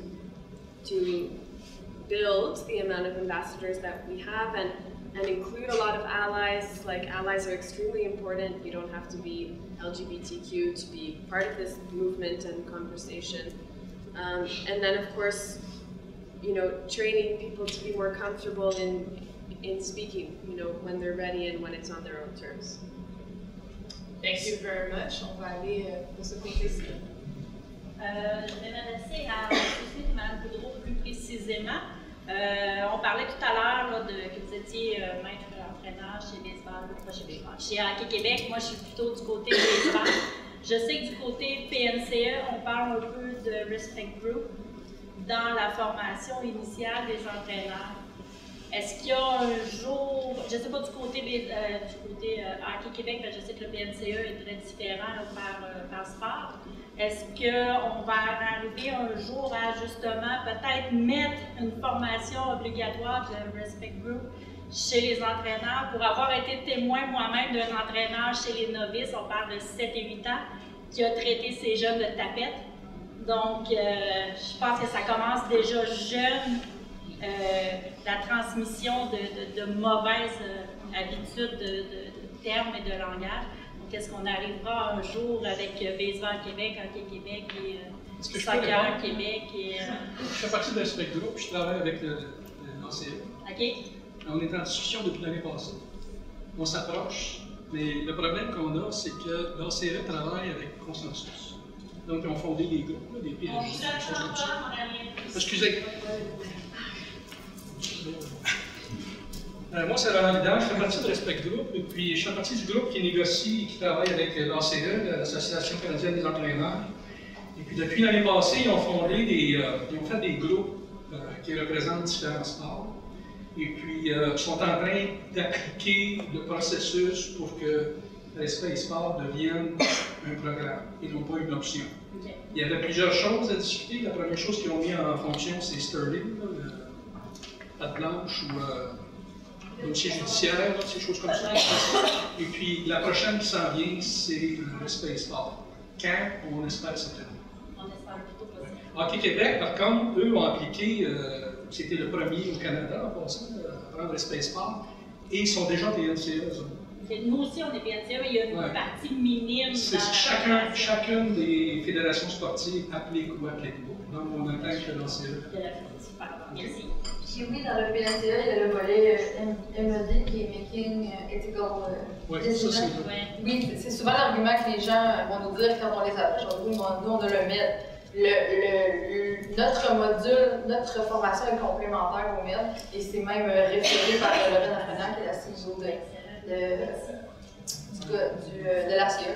Donc, c'est complémentaire. Ça. Et oui, il y a un volet formation pour le PNCE. Combien de questions qui restent, monsieur ici? Mais juste peut-être terminer. Moi, auprès de mon association de hockey mineur où je suis, c'est moi personnellement qu'au mois d'août, je vais faire une formation auprès des entraîneurs avec un suivi parce qu'il y a un nouveau président du hockey mineur qui est assez allumé là-dessus et qui est aussi important parce que ça prend quelqu'un qui y croit, premièrement. Puis lui, il m'a ouvert la porte en disant, tu sais, Steph, là, si tu veux faire ça, là, tu n'as pas de problème. Regarde, on va investir les sous qu'il y a à investir, on va prendre le temps parce que lui, juge que c'est important, et c'est important. Mais sinon, moi, je suis allé à Hockey Québec, j'ai parlé aux personnes à Hockey Québec, puis je voulais justement pouvoir mettre ça sur pied, pouvoir faire le tour des associations de hockey mineur, mais encore là, comme je disais tantôt, Hockey Québec, c'est une machine à faire des sous. Investir de l'argent sur des choses que pour eux autres, ça ne leur rapportera pas dans leur poche. Ils ne veulent pas le faire. Tant qu'il n'y a pas quelque chose de gros qui va arriver, je ne sais pas, des fois ça peut être quelque chose comme ça, malheureusement, qui se décide. Mais moi, je le fais parce que je veux le faire, puis parce que je tiens à ça, puis je trouve que c'est important, là, puis j'y crois. Mais ça prend des gens comme ça, des gens qui sont là pour, à un moment donné, faire bouger les choses. Et c'est la seule façon, je pense, qu'on peut faire des choses. Juste pour aider à la cause du Hockey Québec, tous les entraîneurs au Québec sont formés avec notre formation. Oui, ça, je suis. Non, c'est ça, je ne veux pas. C'est pas de polémique là-dessus. Sauf que les gens reçoivent ça, le font, mais après ça, ils en font quoi? C'est ce qu'on disait tout à l'heure, un peu, c'est le suivi. Parce que là, il reste peu de temps, puis je sais qu'il y a un monsieur qui attendait. On va vous poser votre question. Oui, je vais demander les deux côtés d'être bref au niveau de la réponse aussi. Merci. Patrice Daou, je suis coordonnateur des services aux élèves à la Fédération des établissements d'enseignement privé. On considère comme un allié bétonné. Je suis de toutes les tables et les causes qui tournent autour de la question LGBT. Ma question est simple. Elle va être dans le très concret sur ce qui se passe et comment chaque individu doit prendre en quelque sorte le flambeau et de ne pas avoir peur de se mouiller pour prendre position, parfois dans des situations. Vous l'avez abordé les deux sur la question du vestiaire. Naturellement, il s'en passe des choses dans un vestiaire d'équipe et forcément, il faut être en mesure d'utiliser les jeunes à prendre position parce que l'adulte ne sera pas nécessairement dans le vestiaire. Donc, on pense par où dans cette dynamique-là où justement ces jeunes-là sont dans le vestiaire. Il peut y avoir, moi ça fait presque 30 ans que je suis en éducation et j'ai vu dans les 10 dernières années des coming out chez les jeunes beaucoup plus rapidement, beaucoup plus solides qu'auparavant. Pas tellement au niveau du sport, mais quand même, ça va arriver tôt ou tard, cette réalité-là. Alors, c'est à gérer dans des vestiaires, à proprement parler. Alors, je vous lance la question un peu comme ça parce que nous, on est en train de monter un programme justement de leadership sportif pour justement prendre les capitaines des équipes pour comment on peut en faire des courroies de transmission positives à l'intérieur des équipes sportives. Donc, dans le processus de réflexion pour l'établissement d'un programme. Moi, ce que j'ai déjà fait avec du midget, à un moment donné, j'avais mon capitaine des assistants. Puis, oui, quand c'est le temps de la douche, nous, on sort, on va là. Puis, c'était une responsabilité qu'il y avait. Les joueurs étaient au courant, tout le monde était au courant que s'il y a des choses qui se passent, que ce soit homophobe ou que ce soit, peu importe la façon où taper dessus, parce que je sais pas, peu importe la raison, il fallait que ce soit d'apporter. Parce qu'il fallait qu'on sache ce qui se passe, parce que des fois, on ne veut pas le voir plus jeune, ben, pour pas justement se faire taper encore plus dessus, mais il va prendre son trou, il va s'entrer chez eux. Puis on peut le voir qui sort le premier de la chambre, il y a des choses qu'on peut voir, mais en même temps, on essaie de parler aux kids, mais fait que là, on leur donnait cette responsabilité-là parce qu'on se disait, vous êtes des leaders en équipe, et un leader, c'est pas juste sur la glace, c'est en dehors de la glace aussi. Ça se passe dans le vestiaire, ça se passe ailleurs aussi. Je l'ai fait, puis ça a fonctionné, puis c'est de responsabiliser, puis responsabiliser chacun des gens, pas seulement au capitaine, les assistants, mais tout le monde a une responsabilité. Puis c'est du temps. C'est du temps. Puis les coachs, souvent, ce qui arrive, c'est que quand on coach au hockey mineur, on n'est pas payé. Ça fait qu'on arrive là, puis on veut gagner à tout prix. Puis on met de côté mais des choses comme ça, l'être humain, puis ce qui va devenir à un moment donné, responsabiliser en tant qu'futur adulte. Mais moi, je pense que c'est une façon de responsabiliser le jeune, puis les autres aussi. C'est une façon que j'ai fait à un moment donné parce que, suite à une problématique, c'est au départ, on n'a pas fait ça. C'est suite à l'événement qui est arrivé. On s'est rassemblés les coachs, qu'est-ce qu'on fait avec ça? Merci. Vous voyez mon merci du temps, c'était vraiment très bon. Parenthèse, nous autres, en tout cas, du côté de mon équipe, le Rouge et Or, depuis quelques années, les athlètes signent un code d'éthique.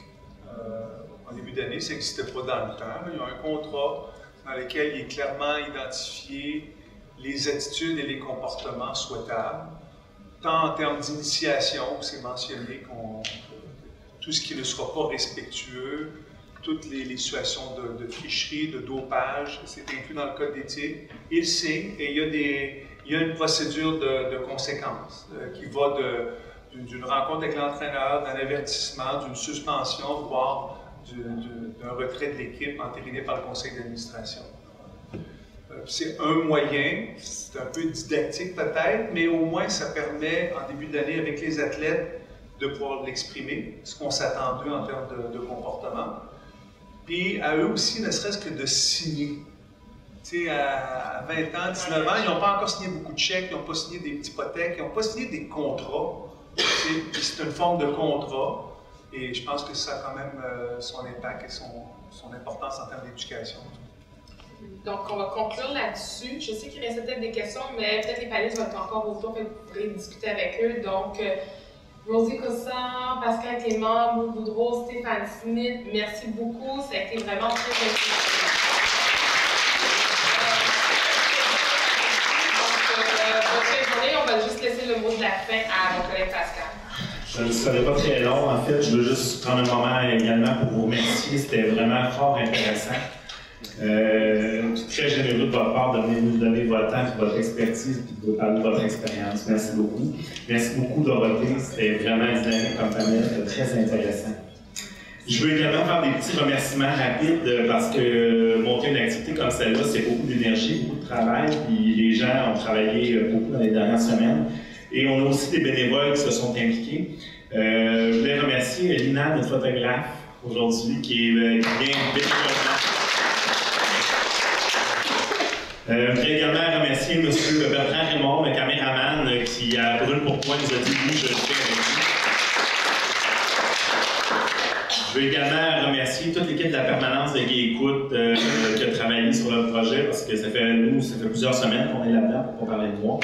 Et visiblement, pour moi, aujourd'hui, je trouve que c'est une belle journée à succès. Je ne sais pas pour vous, là, mais c'est vraiment un bel événement.